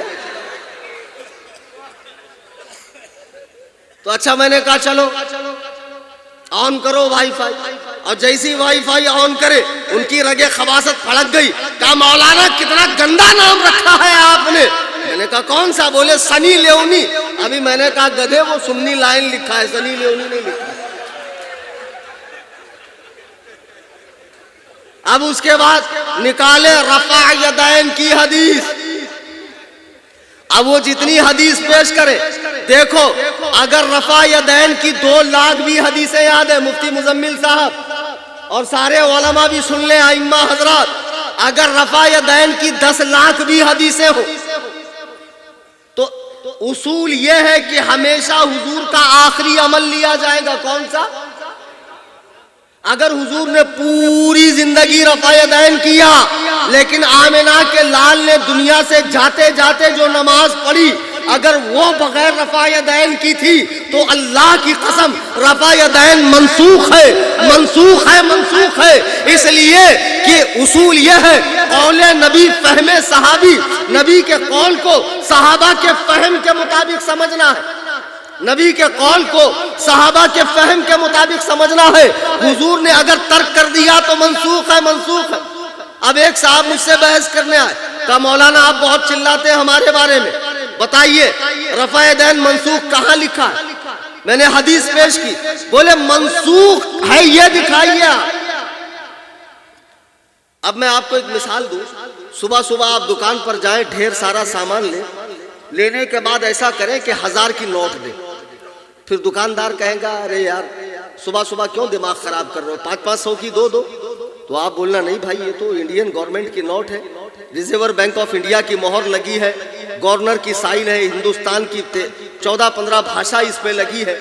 وہ کہیں گا ساری باتیں ٹھیک ہے لیکن یہ چلن میں نہیں ہے، اس کا مطلب یہ منسوخ ہے، تو آپ وہاں کٹ حجتی کرنا، دکھاؤ اس پہ لکھا ہے یہ منسوخ ہے، تو آپ کہیں گے ابے بے وقوف اس کے منسوخ ہونے کی دلیل یہ ہے کہ ملک کا مارکیٹ اسے قبول نہیں کر رہا، تو یہ اس کے منسوخ ہونے کی دلیل ہے۔ تو وہ کہیں گے نہیں آپ دکھاؤ اس پہ لکھا ہے کہ منسوخ۔ ایسے ہی جو کہہ رہے ہیں کہ حدیث کے ساتھ منسوخ دکھاؤ، ابے بے وقوف جب اسے امام اعظم ابو حنیفہ نے نہیں لیا، امام مالک کے نزدیک بھی رفع یدین نہیں ہے، امام مالک کے نزدیک بھی رفع یدین نہیں ہے، تو اس کا مطلب وہ منسوخ ہے۔ اب یہ دو ٹکے کہ اہل حدیث اور اہل قرآن، نہ اہل حدیث کسی فرقے کا نام ہے نہ اہل قرآن کسی فرقے کا نام ہے، بلکہ یہ مسلمانوں کے دو علمی طبقوں کا نام ہے جنہوں نے قرآن کی خدمت کی، جنہوں نے حدیث کی خدمت کی۔ لیکن افسوس اس 14ویں صدی میں جاہل اور ٹچے لوگ اہل حدیث بنے تھے۔ اہل حدیث کا مطلب معلوم ہے آپ کو؟ جس کو 1,00,000 حدیثیں سند و متن کے ساتھ یاد ہیں اس کو کہتے ہیں اہل حدیث۔ اس کو باپ دادا لکڑ دادا کا نام پوچھ لو نہیں بتائے گا۔ جس کو اپنے باپ دادا لکڑ دادا کا نام یاد نہیں وہ اہل حدیث معاذ اللہ رب العالمین۔ چند حدیثیں رٹا مار لی اور سمجھ رہا میں اہل حدیث ہوں، ابے بے وقوف اہل حدیث ہونا بند ہو گئے۔ وہ زمانے خیر القرون میں تھے اور نبی نے اپنی امت کو سنت پہ عمل کے لیے کہا ہے، حدیث کے لیے نہیں۔ فرمایا علیکم بسنتی و سنت الخلفاء الراشدین، تم پر لازم ہے کہ میری اور میرے خلفاء راشدین کی کہ حدیث پہ عمل کرو۔ مگر یہ تو کہہ رہے ہیں حدیث سنت ایک ہے۔ ہاں حدیث سنت کو ایک کہنے میں بہت بڑی دھاندلی ہے۔ یہ ایسے ہی ہے کوئی آپ سے سودا کرے ہاتھی کا اور تھما دے آپ کو بٹیر، کوئی سودا کرے ہیرے کا اور تھما دے کوئلہ۔ دیکھو ہر سنت حدیث ہے لیکن ہر حدیث نہیں ہے، اور اہل حدیث کوئی بن ہی نہیں سکتا۔ اہل حدیث بننے کی صورت میں جو حدیث نبی کے ساتھ خاص ہے اس پر بھی عمل کرنا پڑے گا، منسوخ پر بھی عمل کرنا پڑے گا جن کا حکم ختم ہو گیا۔ اس لیے بیٹے اہل حدیث مت بنو، اہل سنت بنو۔ نبی نے فرمایا من تمسک بسنتی عند فساد امتی فلہ اجر 100 شہید، فساد امت کے وقت جو میری سنت پہ عمل کرے گا اسے 100 شہیدوں کا ثواب۔ نبی نے حدیث کی بات کہی، کتنے ہوشیار اور کتنے اسمارٹ۔ میں جب فارغ ہوا تھا نئے اس دور کی بات ہے، تقریباً 20 22 25 سال پرانی بات ہے، میں ایک مسجد میں نماز پڑھ رہا تھا، ہلکی ہلکی داڑھی آئی تھی، 4-5 لونڈے آئے بالکل ان شرٹ کے اندر ٹائی وائی لگا کر، تو وہ سمجھے کوئی ایسے ہی جنرل آدمی ہوگا، تو آئے سلام علام کیا، ماشاء اللہ سبحان اللہ کیا بات ہے آپ نماز پڑھتے؟ تو میں نے کہا ایسا کون سا انوکھا کام کر دیا میں نے جو آپ اتنے خوش ہو رہے ہیں؟ نہیں بولے ماشاءاللہ کیا بات ہے آپ اتنے خوبصورت بھی ہیں، تو میں سمجھ گیا کتنے قابل ہیں۔ تو میں نے کہا بولیے کیا بات ہے؟ بولے نہیں ماشاءاللہ بہت دل کو سکون ہوا آپ کو نماز پڑھتا دیکھ کر، لیکن یہ جو ہاتھ ادھر تھا نا تھوڑا سا اوپر ہوتا تو حدیث پہ عمل ہو جاتا، اور یہ پیر میں جو آپ یہ چوزا جانے کی جگہ رکھے ہیں نا، جگہ اتنی رکھی ہے کہ قربانی کا دمبا بیچ میں سے نکل جائے. تو بولے باقی کچھ نہیں بھائی، ہمارا تو کام یہ ہے پہنچا دینا. آئے ہائے. تو بولے میں نے کہا بھائی تم کہنا کیا چاہتے ہو؟ بولے ہم تو بس کہنا یہ چاہتے ہیں کہ آپ جو نماز پڑھ رہے ہیں یہ مدنی نماز نہیں ہے، یہ تو کوفی نماز ہے. میں نے کہا اچھا نماز بھی شہروں کی ہوتی ہے؟ تو ایک کام کرو، میں بمبئی والا ہوں، مجھے بمبئی والی سکھا دو. بولے مولانا آپ سمجھے نہیں، آپ جو نماز پڑھ رہے ہیں یہ حنفی نماز ہے، یہ نماز رسول اللہ والی نہیں ہے. غیر مقلد ہیں اس مجلس میں اور نہیں ہوں گے تو سن رہے ہوں گے. سن لو بیٹا، اصلاح کے جذبے سے سنو، اچھے کے لیے بتا رہا ہوں، سن لو. بولے مولانا آپ جو نماز پڑھ رہے ہیں یہ تو حنفی نماز ہے. اصل میں حنفی اور ہوتا ہے، محمدی اور ہوتا ہے. سمجھے آپ؟ جیسے کوئی کہے کلکتوی اور ہوتا ہے، بنگالی کوئی اور ہوتا ہے. تو اس موقع پہ بے وقوفی کر کے کہنا ہاں، کبھی مت ہاں کہنا. ابے جو کلکتوی ہوگا وہ لازماً بنگالی ہوگا، لازماً بنگالی ہوگا. ایسا ہو سکتا ہے کہ پاکستانی کلکتوی ہو جائے. یہ کتنا بڑا حرام خور ہے. ملکہ وکٹوریہ کا ناپاک دودھ پی کر پلنے بڑھنے والا، بتاؤ حنفی کو محمدی سے لڑا رہا ہے، حنفی کو محمدی سے لڑا رہا ہے. ابے بے وقوف، تم کو اتنی سمجھ نہیں ہے کہ حنفی چھوٹی نسبت ہے، محمدی بڑی نسبت. خدا کی قسم جو حنفی ہے وہ یقیناً محمدی ہے. اب تو میں تمہیں اور ایک بات بتا دوں، سب حنفی ہو نا، دونوں ہاتھ اٹھا کر کہو یا امام اعظم. ہاں اب فخر کرو امام اعظم کو. دیکھو فقہ حنفی جو ہے نا، رسول اللہ علیہ السلام کے شاگرد کون؟ عبداللہ ابن مسعود. اچھے سے دماغ میں بٹھا لو، گرا باندھ لو، آدھے مناظر بن جاؤ. کل سے غیر مقلدوں کا جینا حرام خوروں کا جینا حرام کر دو. یہ مت سمجھو یہ پڑھے لکھے ہوتے، ان کو صرف گاڑا گاڑا عین ہا قاف نکالنا آتا ہے. یہ مخارج کے قطب مینار پہ کھڑے ہو کر اعضائے بدن کو حرکت دے کے عین ہا قاف نکال سکتے ہیں. اندر سے پورے خالی ہیں، اندر سے پورے خالی ہیں، کچھ بھی نہیں آتا جاتا. اور جتنا علم ان کے پاس ہے وہ تو ہمارے بطور زکات دیا ہوا، بطور. ارے یار چلو میں کھڑے ہو کر تمہیں بتاتا ہوں، تقریر کرتا ہوں اچھا قاعدے سے.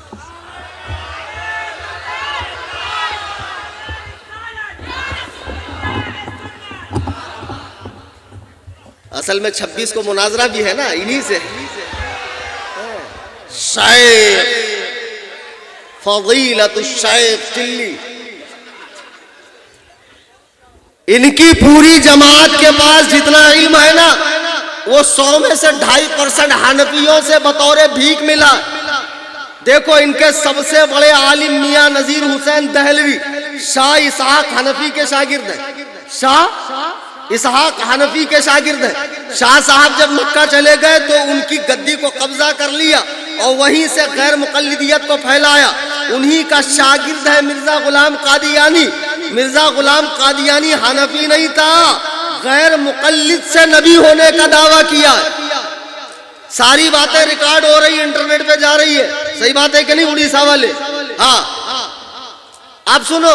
پھر ان کے بہت بڑے عالم ثناء اللہ امرتسری دارالعلوم دیوبند سے پڑھا ہوا، دارالعلوم دیوبند فقہ حنفی پڑھاتا ہے. ان کا آج بھی بہت بڑا عالم معراج ربانی براؤں شریف حنفی بریلوی مدرسے کا پڑھا ہوا. اور ان کا ایک بہت بڑا عالم جلال الدین قاسمی ہندوستان میں، یہ دارالعلوم دیوبند کا پڑھا ہوا ہے. یعنی ان کو جتنی علم کی بھیک ملی ہے وہ سب حنفیوں سے ملی ہے. بھیک ہم سے لی اور ہم ہی کو غرانے لگے، واہ تیرا کھائیں تیرے غلاموں سے الجھے ہے منکر عجب کھانے غرانے والے. کہتے حنفیت اور ہے محمدیت اور ہے، حنفی اور ہے محمدی اور ہے. رسول اللہ کے شاگرد ہے عبداللہ ابن مسعود. جب یہ کوفہ آئے تو آج مجھے بھی لوگ کہتے ہیں کوفی کلیم کوفی کلیم، میں نہیں چڑھتا. ارے اس میں چڑھنے کی بات کیا ہے؟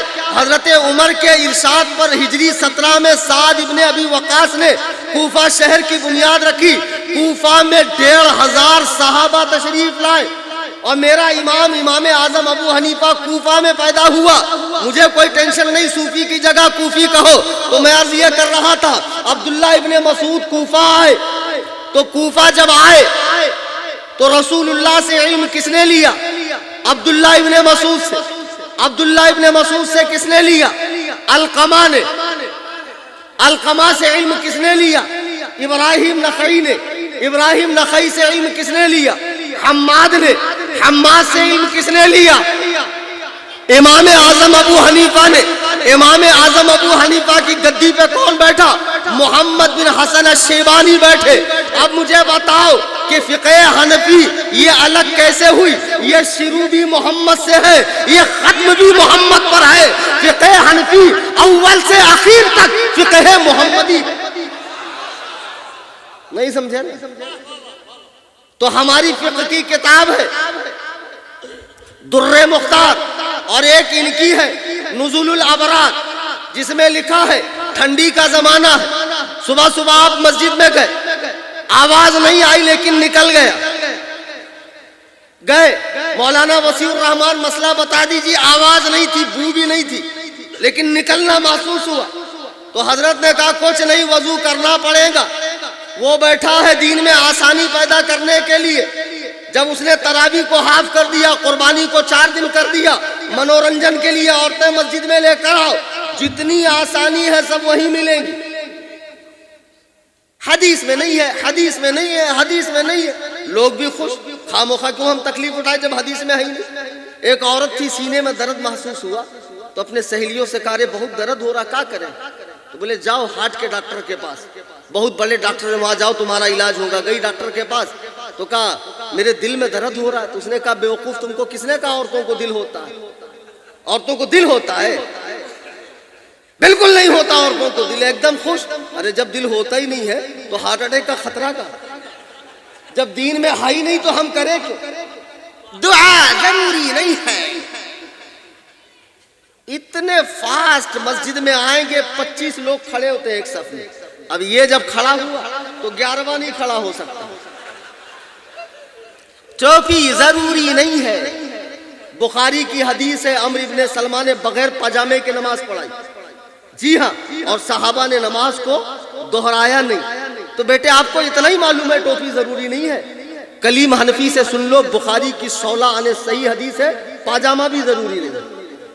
آپ تو اہل حدیث ہو نا, آپ کو تو حدیث پہ عمل کرنا چاہیے. ہم تو سنت والے, ہم تو اسی حدیث پہ عمل کریں گے جو بخاری میں 4 حدیثیں ہیں کھڑے ہو کر استنجا کرنے کی, بیٹھ کر کرنے کی ایک بھی نہیں ہے. لیکن سنت کون سا, کھڑے رہ کے کرنا کہ بیٹھ کے؟ تو ہم سنی ہیں, ہم بیٹھ کے کریں گے. لیکن کل سے اگر کوئی بھی جلوہ پاڑا کا اہل حدیث بیٹھ کر پیشاب کرے, کان پکڑ کر اٹھاؤ حرام خور, یا تو دکھا دے کہ بیٹھ کے پیشاب کرنے کی حدیث بخاری میں, یا ہم سے دیکھ لے کھڑے رہ کر پیشاب کرنے کی بخاری میں حدیث. تو اہل حدیث ہے تو حدیث پہ عمل کر.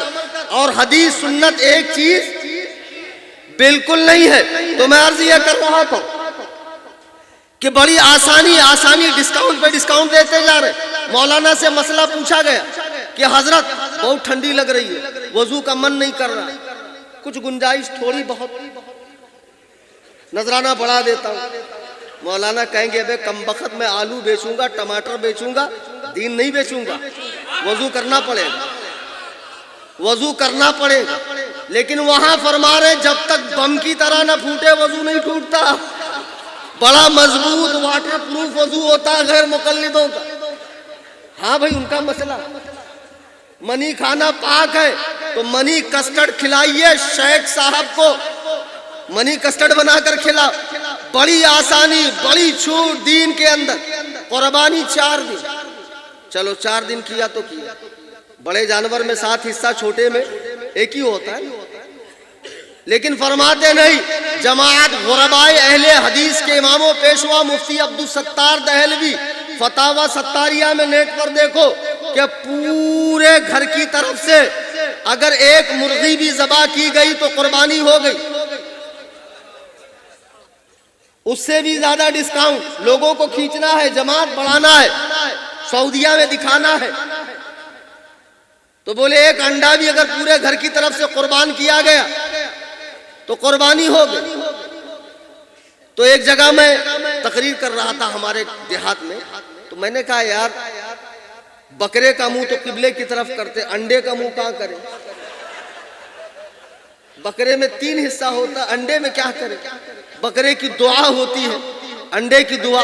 تو ایک بڈھا اٹھا بولتا مولانا دعا ہے نا اس میں، آپ کو نہیں معلوم؟ میں نے کہا کون سی دعا؟ بولے گول گول انڈا، نہ جانو مادہ نہ جانو نر، بسم اللہ اللہ۔ بتاؤ، اہل حدیثوں نے انڈے کی قربانی جائز کر دی تو لوگوں نے دعا کر لی۔ آسانی ڈسکاؤنٹ ہے نہیں، حدیث میں نہیں ہے، صحیح حدیث میں نہیں، ماشاءاللہ صحیح ستہ میں نہیں ہے، صحیحین میں نہیں ہے۔ اب بیٹھا رہے گا لائبریری میں ڈھیر ساری کتابیں اور سنی دیکھ کے ڈر جاتا ہے، آپ کیا سمجھیں؟ ارے گدھے کے پیٹھ پہ کتاب، یہ صرف کتابیں الماری میں رکھ کے تقلید کا انکار کر رہا ہے۔ اس حرام خور کو یہ نہیں معلوم کتابوں کے لکھنے والوں کے گلے میں بھی تقلید کا پٹا تھا، ان کتابوں کے لکھنے والوں کے گلے میں بھی۔ تھوڑی دیر اجازت ہے نا بولنے کی؟ یہ بہت دیر نہیں بولوں گا۔ جیسن توہار ملیدہ ویسن ہمار فاتحہ، سمجھے کہ نہیں سمجھے؟ تو بہرحال اب دیکھو بیٹھا ہوا ہے ماشاءاللہ، بہت ہوشیار، بہت چتر، سنی بچے کو پکڑیں گے، خلل ڈالیں گے۔ دیکھو میرے پاس تو حدیث ہے، ایسے ہاتھ باندھنا چاہیے، رفع یدین کرنا چاہیے، آمین چلانا چاہیے، فاتحہ خلف الامام، امام کے پیچھے سورہ فاتحہ پڑھنا چاہیے، انگلی کو بار بار یوں کرنا چاہیے۔ آپ کے پاس کچھ ہے بتائیے تاکہ ہماری اصلاح ہو جائے۔ اعلیٰ حضرت فرماتے ہیں شہد دکھائیں زہر پلائیں، قاتل ڈائن شوہر کش، اس مردار پہ کیا للچانا، دنیا دیکھی بھالی ہے۔ اب یہ آتا ہے امام صاحب کو پوچھتا ہے، امام صاحب کے پاس ٹائم کم رہتا ہے، پروگرام بہت اٹینڈ کرنے ہیں، مدرسہ پڑھانا ہے، دکھا دیتے ہیں باہر شریعت سے۔ پھر وہ جاتا ہے دیکھو باہر شریعت، ارے وہ شریعت کے باہر کا دکھا دیجئے تم کو، شریعت کے اندر کا ہم دکھائیں گے۔ تو باہر شریعت کا مطلب شریعت کے باہر ہوتا ہے بے گدہ الذی۔ اب اس کو حدیث کا چسکا لگا، حدیث میں آپ سمجھتے ہیں یہ بہت بڑا عامل بالحدیث ہے، خدا کی قسم ایسا نہیں ہے۔ جتنی کتابیں اس نے رکھی ہے نا، یہ سب کے سب مقلدوں کی کتابیں۔ اچھا ایک بات میرے سمجھ میں نہیں آتی، غیر مقلدوں سے پوچھو یار، تم کہتے ہو اللہ نے 2 ہاتھ دیا، 2 چیزیں حدیث قرآن، 2 آنکھ دی ہے، ایک سے قرآن دیکھو ایک سے حدیث، 2 کان دیے ایک سے قرآن سنو ایک سے حدیث، 2 پیر دیے ایک سے قرآن کی طرف چلو ایک سے حدیث کی طرف، زبان تو ایک ہی دی ہے، اس کا کیا کریں؟ اماموں پہ بھونکے؟ اچھا چلو، جب حدیث قرآن کافی ہے تو تمہارے مولوی نے ڈھیر ساری کتابیں کیوں لکھی؟ نزول الابرار، فتاوی ستاریہ، فتاوی علماء اہل حدیث، فتاوی ثنائیہ، ڈھیر ساری کتابیں تمہارے مولویوں نے کیوں لکھی؟ جب حدیث قرآن کافی ہے تو تمہارے مولوی کتاب کیوں لکھتے ہیں؟ نہیں لکھنا چاہیے۔ ہر شخص کے گھر میں حدیث قرآن پہنچا دو، ایک قرآن کریم، ایک 6 حدیثوں کا سیٹ، بھائی پڑھ اور اپنا بیڑا غرق کر، جیسا سمجھ میں آئے سمجھ لے، کیونکہ تمہارے یہاں کسی کی مانی جاتی نہیں۔ غیر مقلد کون؟ ایک اچھا نعرہ دے رہا ہوں، حاضر ہیں آپ لوگ؟ آپ سے کوئی پوچھے اہل حدیث کون؟ بولنا جس نے کچھ پڑھا نہ ہو، جس کا کوئی بڑا نہ ہو، جس نے کچھ اور جس کا کوئی۔ جی یہ اتنے بڑے بقرات ہیں، کسی کو کچھ سمجھتے ہی نہیں۔ ان کے علماء نے کہا دین میں تقلید حرام ہے، کسی کی مانو مت، ڈائریکٹ حدیث قرآن پڑھو اور جیسا سمجھ میں آئے دین پر چلو، پوچھو گے تو تقلید ہو جائے گی۔ تو جب امام اعظم ابو حنیفہ جیسے کی تقلید نہیں کی جا سکتی ہے تو 14ویں صدی کے ٹچے مولویوں کی تقلید کرو گے؟ بہرحال اب اس نے لائبریری میں جتنی کتابیں رکھی ہے نا، یہ سب کے سب مقلدوں نے لکھی۔ اللہ اکبر کبیرہ، ذرا سوچئے اتنی کتابیں لکھنے والوں نے تقلید کا انکار نہیں کیا۔ یہ 2 ٹانگ کا جانور 14ویں صدی میں پیدا ہونے والا، زمانہ رسالت سے 1500 سال بعد یہ کیسے دین پہ تحقیق کرے گا؟ اگر دین پر تحقیق کرو گے نا بیٹا، ایک حدیث کے تحقیق میں 50 سال نکل جائیں گے، تحقیق نہیں ہوگی۔ ہم ایک بات کہتے، روٹیاں پکی ہے، اللہ دین دینے والا، نبی دین لانے والے، صحابہ دین پھیلانے والے، اور اس امت کے پہلے شخص ابو حنیفہ دین لکھنے والے، دین کو مدون کرنے والے، دین کو جمع کرنے والے اور ان کے ذریعے جو دین آیا ہے اس پہ پڑھو، عمل کرو، اور انہوں نے جو اصول بنائے ہیں اس کی روشنی میں علماء نئے نئے مسئلوں کو حل کریں گے۔ تمہارا کام ہے علماء کو فالو کرنا۔ یہ کہتا نہیں کسی کو فالو مت کرو، ڈائریکٹ حدیث قرآن پڑھو۔ یہ اتنی گمراہیت کی دعوت ہے، خدا کی قسم لوگ گمراہ ہو رہے ہیں۔ میں نے ایک واقعہ کئی بار سنایا اور سچی کا واقعہ، اور خدا کی قسم مبنی بر حقیقت ہے، آپ کی آنکھیں پھٹی رہ جائیں گی، ایسا بھی ہوتا ہے۔ ہمارے یہاں ایک بچہ تھا، پان پٹی پہ بیٹھتا تھا، اچھا خاصا سنی تھا، سارا کچھ چل رہا تھا، ٹیپ میں بجتے رہتی نعتیں وغیرہ وغیرہ۔ اب گزر بسر نہیں ہوا تو ماں نے سب بیچ باچ کے اس کو سعودیہ بھیج دیا کہ بیٹا تم سعودیہ جاؤ اور وہاں سے کما کے ہم کو پیسہ بھیجو۔ اب یہ سعودیہ گئے تو وہاں جانے کے بعد ان کا من نہیں لگ رہا تھا، وہاں کا جو بڑا بڑا روٹی ہوتا ہے خبوز وہ حلق میں ان کے اتر نہیں رہا تھا۔ تو یہ اماں کو ہر دن فون کرتے، اماں ہم کو بلا لو، اماں ہم کو بلا لو، ہمارا من نہیں لگ رہا۔ اماں کہتی خبردار مردود وہیں رہنا، آنا مت، بہت قرضہ ہوا ہے تمہارے پیچھے۔ تو اب اس نے سوچا کیسے کیا آئیڈیا لگاؤں کہ اماں مان جائے اور مجھ کو ہندوستان بلا لے۔ تو اس نے کیا کیا، 2-4 ٹھوک خبوز وہاں سے پارسل بھیجا کہ اب اماں جب کھائیں گی خود ہی سمجھ جائیں گی اور ہم کو بلا لیں گی۔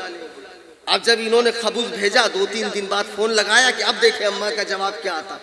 اماں بولتی بیٹا وہ جو تبرک تم سعودیہ سے بھیجے تھے نا وہ پورے محلے والے لے کر گئے، ہم کو تو کچھ بچا ہی نہیں، تم اب کی بار 10-20 خبوز بھیجنا۔ تو اب یہ سمجھ گئے اب کوئی چانس نہیں، اب یہیں رہ کے حدیث قرآن کی تحقیق کرو۔ تو اب ان کو مل گیا ایک متوا کتوا، وہ لال رومال والا، فارم کی مرغی، وہ چونچ والا ہوتا ہے۔ تو پھر اس نے جو ہے ان کو مسند امام احمد دے دیا اور 2-4 ٹھوک کتاب دے دیا، عربی میں بولنا سکھا دیا، لغت وغت بتا دیا چغت کو کہ دیکھو لغت میں ایسے ایسے نکالا جاتا ہے۔ اور ماشاءاللہ سعودی کی تیز ہواؤں میں داڑھی شریف رکھ لی انہوں نے، اور پھر بھول گئے کہ میں نے داڑھی رکھا ہے، یہ نیچے تک داڑھی آئی۔ جب وہ تشریف لائے تو میں سوچ رہا تھا یا اللہ یہ فضیلت الشیخ حفیظہ اللہ صاحب جب استنجا جاتے ہوں گے تو ایک میں ناڑا ایک میں لوٹا، تو یہ داڑھا کون سنبھالتا ہوگا؟ ہم نے سعودی میں نہیں دیکھا اماں۔ بتاؤ کیسے کیسے پاجامہ لوگ ہیں۔ حج کے موقع پہ بخاری کی حدیث ہے، عبداللہ ابن عمر اپنی داڑھی ہاتھ میں پکڑ کے فرما رہے ہیں کہ لوگوں نبی نے فرمایا داڑیاں بڑھاؤ، مونچھیں پست کرو۔ آپ نے یہ کہہ کر ایک مشت سے جو زائد تھی کاٹ دیا۔ حج عمرہ کے موقع پہ یہ عمل اس لیے کیا کہ لوگوں کو پتہ چل جائے قول نبی فہم صحابی کیا ہے۔ نبی کے قول کو صحابی سمجھتا ہے کہ وہابی سمجھتا ہے۔ یہ 3 میل کا یہود چھاپ داڑھا رکھ لیے، اب وہاں سے آئے، اب ماشاءاللہ ماتھے پہ شامی کباب بھی ہے اور چغت کا منہ نظر ہی نہیں آ رہا، یہاں سے جو بال اگے اس کے، یہ یہاں سے آنکھ کے نیچے سے کچھ دکھ ہی نہیں رہا، ذرا سے ہونٹ دکھ رہا ہے، ناک دکھ رہی، آنکھ دکھ رہی، اتنی سی پیشانی وہ بھی پوری کالی ہو گئی۔ اب جب آئے تو بولے ابھی اماں ہمارا شادی کرا دو، اور شادی وادی بہت ضروری ہو گیا ہے، لیکن یاد رہے متبع سنت چاہیے ہمیں۔ فصیح الدین صاحب بولتے ہیں نا متبع سنت۔ اب بہت ہیرے، بہت تلاشے، بہت جستجو کی، بہت خاک چھانی، تب جا کر ایک لڑکی قاعدے کی ہمارے محلے کی ملی، نماز روزے کی پابند، شادی ہو گئی، دونوں خوش، دونوں ہیپی۔ اب اس کے بعد جب شادی ہو گئی تو لڑکی بھی نماز پڑھ رہی ہے، یہ محدث صاحب، مجتہد صاحب، محقق صاحب کیا کہیں، یہ بھی ماشاءاللہ نماز پڑھ رہے ہیں، جا کر لہرا کر آتے ہیں، ذرا جلدی جاتے ہیں، عصر کو 1 گھنٹہ باقی تو پہلے ہی چلے جاتے ہیں، محقق لوگ ہیں نا، آ جاتے ہیں، پھر دیکھ رہے ہیں خاتون نماز پڑھی۔ ایک دن عورت نے نماز نہیں پڑھا تو محقق صاحب کی طبیعت تھوڑی اوپر نیچے ہو گئی، نماز نہیں پڑھی ظہر کی، تو کہا دیکھتے ہیں عصر میں۔ پھر جب یہ عصر جلدی پڑھ کے آئے دیکھا انہوں نے عصر نہیں پڑھی، پھر دیکھا مغرب نہیں پڑھی۔ اب محقق صاحب کی طبیعت چھٹپٹائی، کہا اے جی تم نے ظہر عصر مغرب کیوں نہیں پڑھی؟ عورت نے کہا دراصل بات یہ ہے کہ آج میں پڑھنے کی حالت میں نہیں ہوں۔ تو کہا دیکھو ہم سے بقراتی مت جھاڑو، ہم سعودیہ میں اتنے سال رہے ہیں اور مسند امام احمد بغیر زیر زبر کے ہم نے پڑھی ہے، ہم کو مت سمجھانا، تو ہم کو مت سمجھانا۔ ارے عورت نے کہا میں اس حالت میں ہوں، نماز مجھ پہ نہیں ہے، کہا کسی حالت میں نماز معاف نہیں ہے۔ ابو داؤد کی حدیث ہے، اللہ کے نبی فرماتے ہر حال میں نماز پڑھنی پڑے گی۔ عورت نے کہا وہ ابو داؤد کی حدیث ٹھیک ہے لیکن ہم کو آ رہا ہے۔ بولے آ رہا ہو چاہے جا رہا ہو، نماز تم کو پڑھنی پڑے گی۔ تو عورت سمجھی شاید ان کو بات پوری طرح سمجھی نہیں۔ دیکھو یہ سچی کا واقعہ ہے۔ تو عورت نے کہا میں اس وقت حیض کی حالت میں ہوں۔ تو بولے اس سے کیا ہوتا ہے؟ حدیث میں اللہ کے نبی کا فرمان ہے لا تقبل صلاۃ حائض الا بخمار، حیض والی کی نماز نہیں ہوتی جب تک اوڑھنی نہ اوڑھے، اوڑھنی اوڑھ لے نماز ہو جائے گی۔ تو عورت نے کہا میں پورا لحاف پورا کمبل بھی اوڑھ لوں تب بھی نماز نہیں ہوگی، تم پگلا گئے ہو کیا جی؟ تم کیسے ہم کو نماز پڑھنے بول رہے ہو؟ بولے وہ کچھ نہیں، یہاں رہنا ہے تو متبع ہے، قرآن و سنت بننا پڑے گا، اور وہ جہالت اور تقلیدانہ ذہنیت رکھنا ہو تو نکلو یہاں سے، جب تک تقلید کی زنجیر توڑ کر نہیں توڑوں گی نہیں میرے پاس مت آنا۔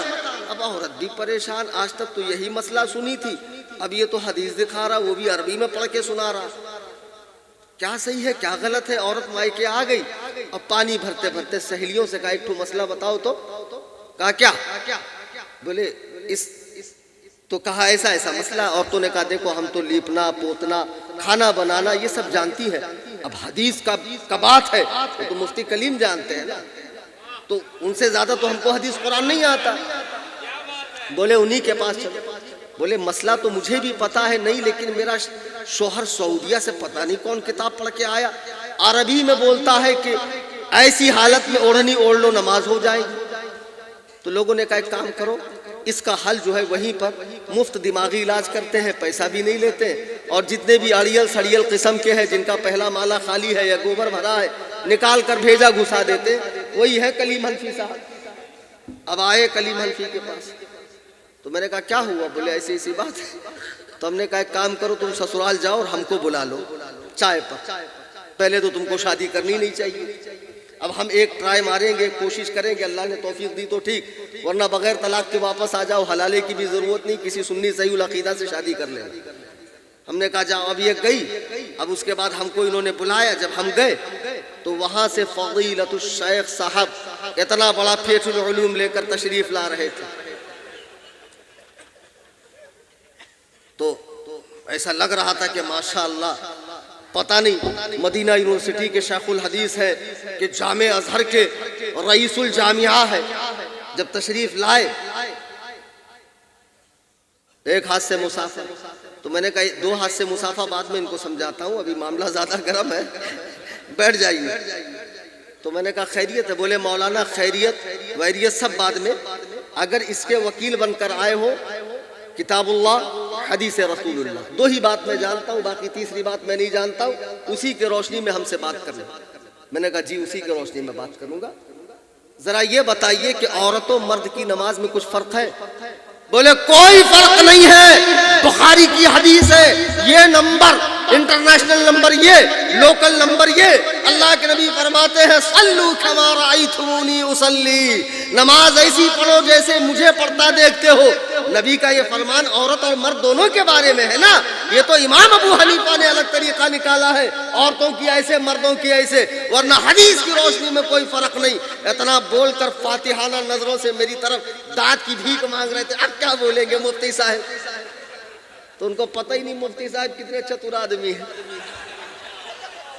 ہم نے کہا ماشاءاللہ ماشاءاللہ آپ تو بہت اچھی حدیث بولتے۔ بولے اتنے سال سعودیہ میں رہا ہوں اور گلا صاف کرنے میں اتنا وقت لگا ہے مجھ کو۔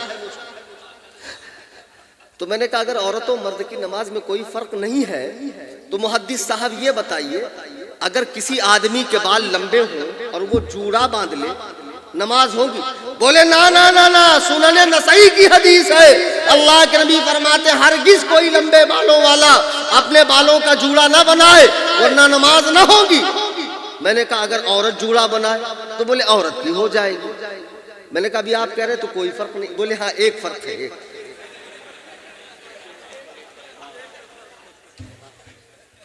میں نے کہا اچھا مرد اگر ٹوپی نہ پہنے تو نماز ہوگی؟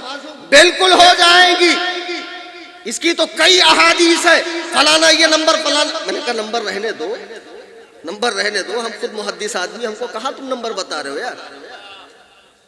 اور میں نے کہا اگر عورت بغیر دوپٹے کے پڑے، نا نا نا نا نا، اس کا اتنا پتلا دوپٹہ ہو کہ بالوں کی سیاہی نظر آئے تو اس کی نماز نہیں ہوگی، بغیر دوپٹے کے کیسے ہوگی؟ تو میں نے کہا ابھی تو آپ کہہ رہے تو کوئی فرق نہیں. بولے نہیں مفتی صاحب یہ 2 فرق ہے. اب ان کو کئی فرق میں گنواتا گیا تو اس کے بعد نرم ہوئے فضیلت الشیخ صاحب. پھر میں نے کہا وہ سب چھوڑو، آپ بیوی کو اس حالت میں نماز کے لیے کیوں کہتے ہو؟ بولے حضرت میں کیا غلط کہتا ہوں، رکیے ابھی میں حدیث لے کر آتا ہوں. اندر گئے، ابو داؤد لائے. تو میں نے ان سے پوچھا حدیث آج سے ہے؟ نہیں، بولے حدیث تو 1500 سال سے. تو میں نے کہا عورتیں آج سے ہیں؟ بولے عورتیں بھی 1500 سال سے. تو میں نے کہا 1500 سال میں نبی نے، صحابہ نے، تابعین نے، تبع تابعین نے، اولیاء امت نے، صلحاء نے، مفسرین نے، محدثین نے، علماء ربانیین نے، کسی نے نہیں سمجھا ڈائریکٹ نبی کا تم کو کوئی کال وال آیا تھا کہ اس حدیث کا یہ مطلب ہے جو تم سمجھے ہو؟ تو بولے حضور اس کا کیا مطلب ہے؟ حائزن الا بخمار، کہ بغیر دوپٹے کے نماز نہیں ہوتی حیض والی کی. ارے میں نے کہا گدہ الذی، یہاں لغوی معنی مراد نہیں ہے، لغت میں کہتے ہیں حائزن بمعنی جسے حیض آ رہا ہو. حدیث میں لغوی معنی مراد نہیں ہے. حدیث کا مطلب یہ ہے کہ بچی جو 9 سال کے پہلے کی ہے، بالغ نہیں ہے، وہ نماز بغیر دوپٹے کے پڑھیں گی تو چل جائے گا، لیکن 9 کے بعد وہ بالغ ہوتی ہے. اور بالغ اسے اس حالت میں وہ بالغ ہوتی ہے جب اسے مہینہ شروع ہو جائے. تو اب جب مہینہ شروع ہو گیا تو وہ بالغ ہو گئی، تو یہ جوان ہو گئی. اس جوان لڑکی کی نماز بغیر دوپٹے کے نہیں ہوتی. یہاں حائزن بمعنی بالغتن ہے. تم کو حدیث سمجھ میں آتی ہے؟ بولے حضور یہ تو بہت بڑا غلطی ہو گیا ہم سے. تو میں نے کہا بیٹے ایسے ہی غلطی کر کر کے خود سے حدیث قرآن سمجھ کے تم لوگ اپنا بیڑا غرق کر رہے ہو. اللہ کے لیے اپنے حال پر رحم کھاؤ. خدا کی قسم مجھے بتاؤ اے جلوہ پاڑا کے مسلمانوں، اسی ہندوستان میں جب اسلام آیا، صحابہ کرام لائے نا کیرلا سے، پھر مسعود سالار غازی لائے، غریب نواز لائے، بادشاہ نے اسلام لائے، صوفیہ لائے، علماء لائے. تو جتنے لوگ اسلام لے کر آئے وہ کوئی نہ کوئی تقلیدی مذہب لے کر آئے، فقہی مذہب لے کر آئے کہ نہیں آئے؟ ہندوستان میں اسلام لانے والے حنفی، اسلام پھیلانے والے حنفی، اسلام کی اشاعت کرنے والے حنفی، حدیث کی شرحیں لکھنے والے حنفی، مدارس بنانے والے حنفی، قرآن کی اشاعت کرنے والے حنفی. اسی ہندوستان میں 500 علماء نے مل کر ایک کتاب لکھی، فتاوی عالمگیری، جو دنیا کے ہر اسلامی کورٹ کے اندر فتاوی رضویہ اور فتاوی عالمگیری، یہ 2 کتابیں رکھی جاتی ہے. مجھے بتاؤ جس زمانے میں بادشاہ اورنگزیب نے 500 علماء سے یہ فقہ کی کتاب لکھوائی، اس وقت اس کے رد میں کسی نے کوئی رسالہ، کوئی پامپلیٹ، کوئی کتاب نکالی؟ یعنی اس وقت بھی ان کا وجود نہیں تھا. غور کر رہے ہیں کہ نہیں آپ؟ اس وقت بھی ان کا وجود نہیں تھا. یہ انگریز کا منحوس قدم پڑنے کے بعد یہ گروہ ناپاک پیدا ہوا، اور گروہ ناپاک پیدا ہونے کے بعد بڑے بڑے اماموں پر بھونک رہا ہے، ہاتھ صاف کر رہا ہے. جیسے رابضی صحابہ پر بھونک رہے، مولائی صحابہ پر بھونک رہے، ویسے یہ غیر مقلد لونڈے بڑے بڑے امام، خاص طور سے امام اعظم ابو حنیفہ پر بھونک رہے. میں ایک چھوٹی سی بات بتا کر اپنی بات ختم کر دوں. ابھی آپ فجر میں جائیں مسجد میں، مولانا معین الدین کی اقتداء کریں. ابھی یہ حالت قیام میں ہے، آپ کو خیال آ گیا، اچانک قرآن کی آیت یاد آ گئی، فاستبقوا الخیرات، نیکی میں آگے بڑھو. آپ رکوع میں چلے گئے، کچھ برا کیا، امام رکوع میں ہے، آپ کو آیت یاد آ گئی، فاستبقوا الخیرات، نیکیوں میں آگے بڑھو. آپ سجدے میں چلے گئے، کچھ برا کیا. نبی فرماتے ہیں جو امام پر سبقت کرے وہ گدھا بنا کر اٹھایا جائے گا قیامت میں. میں سوچ رہا ہوں یا اللہ، جس کو اڑیسہ سے بلا کر محلے والوں نے امام بنایا ہو اور جس کی امامت پر ہر وقت تلوار لٹک رہی ہے، پتہ نہیں کب فارغ کر دیا جائے. نکاح نہیں پڑھایا فلانے کا، آؤٹ. فلانے کا جنازہ نہیں پڑھایا، آؤٹ. فلانے سے کیوں ملا، آؤٹ. جس کی امامت پر تلوار لٹک رہی ہو، جو تنخواہ دار امام ہو، جسے محلے والوں نے امام بنایا ہو، اس کی مخالفت کرنے والے کو اللہ قیامت میں اللہ گدھا بنائے گا. جس امام اعظم ابو حنیفہ کو امت کے تمام بڑے بڑے اولیاء نے اجماعاً امام بنایا ہو، جس کو رسول اللہ نے امام بنایا ہو، کہ جب آپ قبر انور پر گئے سلام عرض کیا، اے رسولوں کے سردار آپ پر سلام ہو، قبر انور سے جواب آتا ہے اے مسلمانوں کے امام تجھ پر بھی سلام ہو۔ میں نے تقریر کی، ایک صاحب نے کہا مولانا بات سب صحیح ہے لیکن نام آیا قرآن میں نے کہا کس کا؟ بولے ابو حنیفہ کا۔ نام آتا تو ہم بھی مان لیتے۔ میں نے کہا شادی ہوئی ہے؟ بولے ہاں 4 بچہ ہے۔ میں نے کہا جس سے شادی کیے ہو اس کا نام آیا ہے قرآن میں؟ بولے اس کا نام کیوں آئے گا، قرآن میں تو ہے نکاح کرو، تو ہم نے نکاح کیا۔ تو میں نے کہا قرآن میں اطیعوا اللہ و اطیعوا الرسول و اولی الامر منکم، امر والوں کی اطاعت کرو، سب کا نام تھوڑی آئے گا۔ امر والوں کی اطاعت کرو، مجتہدین کی اطاعت کرو۔ عبداللہ ابن عباس فرماتے ہیں یہاں اس سے مراد علماء ہے، حکام نہیں ہے، اس سے مراد علماء ہے۔ تو قرآن نے کہا علم والوں کی اطاعت کرو، فاسألوا اہل الذکر ان کنتم لا تعلمون، پتہ نہ ہو تو علم والوں سے پوچھو۔ امام اعظم ابو حنیفہ جو ہجری 80 میں پیدا ہوئے، ہجری 150 میں وصال فرمایا، 45 سال تک عشاء کی وضو سے فجر کی نماز پڑھی، جس نے 12,93,000 مسائل امت کے سامنے جمع کر کے رکھے ہو، جس نے 55 حج ادا فرمائے ہیں، جس کے تقویٰ کا یہ عالم ہو، اللہ اللہ کتاب اٹھا کر پڑھو۔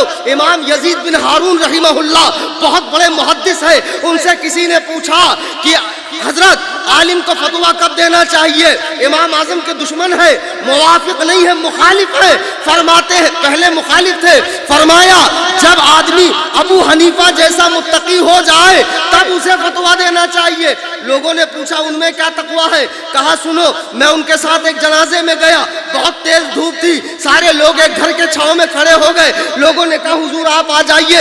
امام اعظم نے فرمایا نہیں، اس گھر والے نے مجھ سے قرضہ لیا ہے، اگر میں اس کی چھاؤں میں کھڑا رہوں تو یہ سود ہے، یہ پیسے پہ زیادہ انٹریسٹ حاصل کرنا ہے۔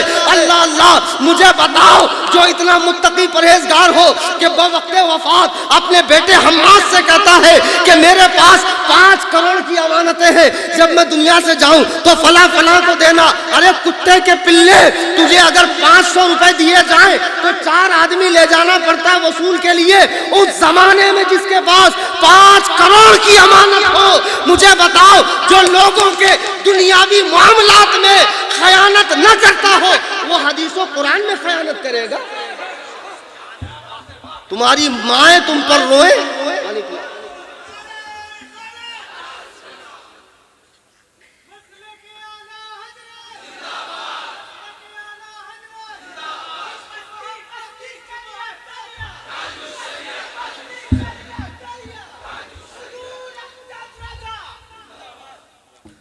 جو دنیاوی معاملات میں خیانت نہ کرتا ہو وہ حدیث و قرآن میں خیانت کرے گا۔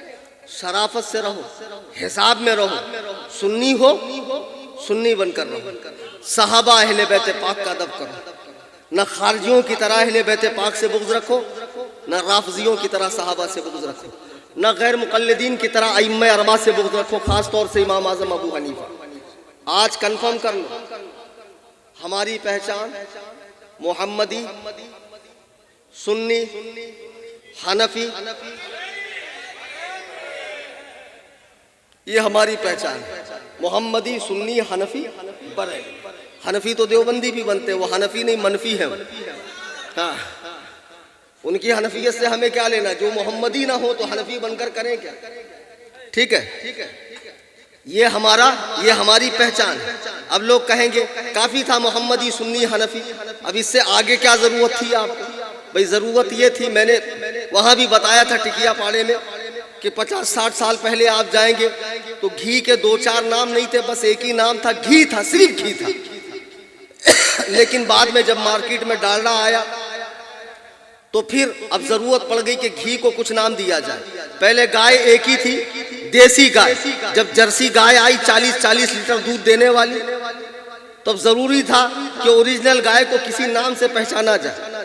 جب مرغیاں ایک ہی قسم کی تھی جو 20 دن انڈے پر بیٹھ کر گھول گھول کر بچے نکالتی تھی، بعد میں ٹیکنالوجی بڑی، مشینیں آ گئی، ادھر سے کچا ادھر سے بچہ، ادھر سے کچا ادھر سے بچہ، سارے لال رومال والے ایک پنجرے کے اندر جمع ہو جاتے ہیں۔ فارم کے مرغے فڑاک سے اللہ میں، پھر سے اللہ میں، جھٹ سے اللہ میں۔ مرغی کی بھی ضرورت ہے، تو اب ضرورت ہوا کہ جو اوریجنل ہے اس کو دیسی کہا جائے، دیسی مرغی، دیسی گائے، دیسی گھی۔ گھی کا پہلے نام دیسی نہیں تھا، جب ڈالڈا آیا تب گھی کو کیا کہا جانے لگا؟ ہم سنی ہی ہیں، لیکن جب اور سنی حنفی بن کر دیوبندی آیا تو ضروری ہے کہ جو اوریجنل ہو اس کے لیے ایک نام رکھا جائے، تو اوریجنل کے لیے بریلوی رکھا گیا۔ وہابی مر جائے گا، دیوبندی مر جائے گا، اپنے آپ کو بریلوی نہیں کہے گا۔ مولائی مر جائے گا، نشیڑی مر جائے گا، پیر صاحب مر جائیں گے، اپنے آپ کو بریلوی نہیں کہیں گے، اس لیے کہ بریلوی ہونے کے لیے بہت جگرا چاہیے، ایسے کوئی بریلوی نہیں بنتا۔ سچا عاشق رسول، سچا صحابی، سچا اہل بیت کا چاہنے والا، سچا ائمہ دین کا چاہنے والا۔ آج کا یہ مبارک جلسہ جو بچوں نے منعقد کیا ہے، پیغام لے کر اٹھیے، محبت صحابہ، محبت اہل بیت اور مذہب امام اعظم ابو حنیفہ پر سختی سے قائم رہنا، اور یہ 2 ٹکے کے غیر مقلدوں کو بعد میں آ کے ٹھوکوں گا قاعدے سے۔ 2 اعلان سن لو قاعدے سے، پیچھے جاؤ بیٹا، وہاں کھڑے رہو۔ گیٹ کے پاس کچھ بچے اسکینر اور کوپنز لے کر کھڑے ہیں، ٹھیک ہے؟ اب دیکھ رہے ہیں آپ خانقاہوں سے رافضیت بڑھ رہی ہے، مدرسے تو بہت ہیں، جامعات تو بہت ہیں، میں ممبئی میں خانقاہ بنا رہا ہوں، بناؤں کہ نہیں بناؤں؟ اجازت ہے؟ تو ایسی باتوں سے ہوا میں نہیں بنانا، خلا میں فضا میں نہیں بنانا، زمین پر بنانا، تو اس کے لیے پیسے چاہیے۔ تو ظاہر سی بات ہے وہ کوپنز ہے، تو سب سے پہلے آپ ٹوٹیں گے 50 والے پہ، 100 والے پر، ایسا ظلم مت کیجئے، اس میں 500 کا بھی کوپن ہے۔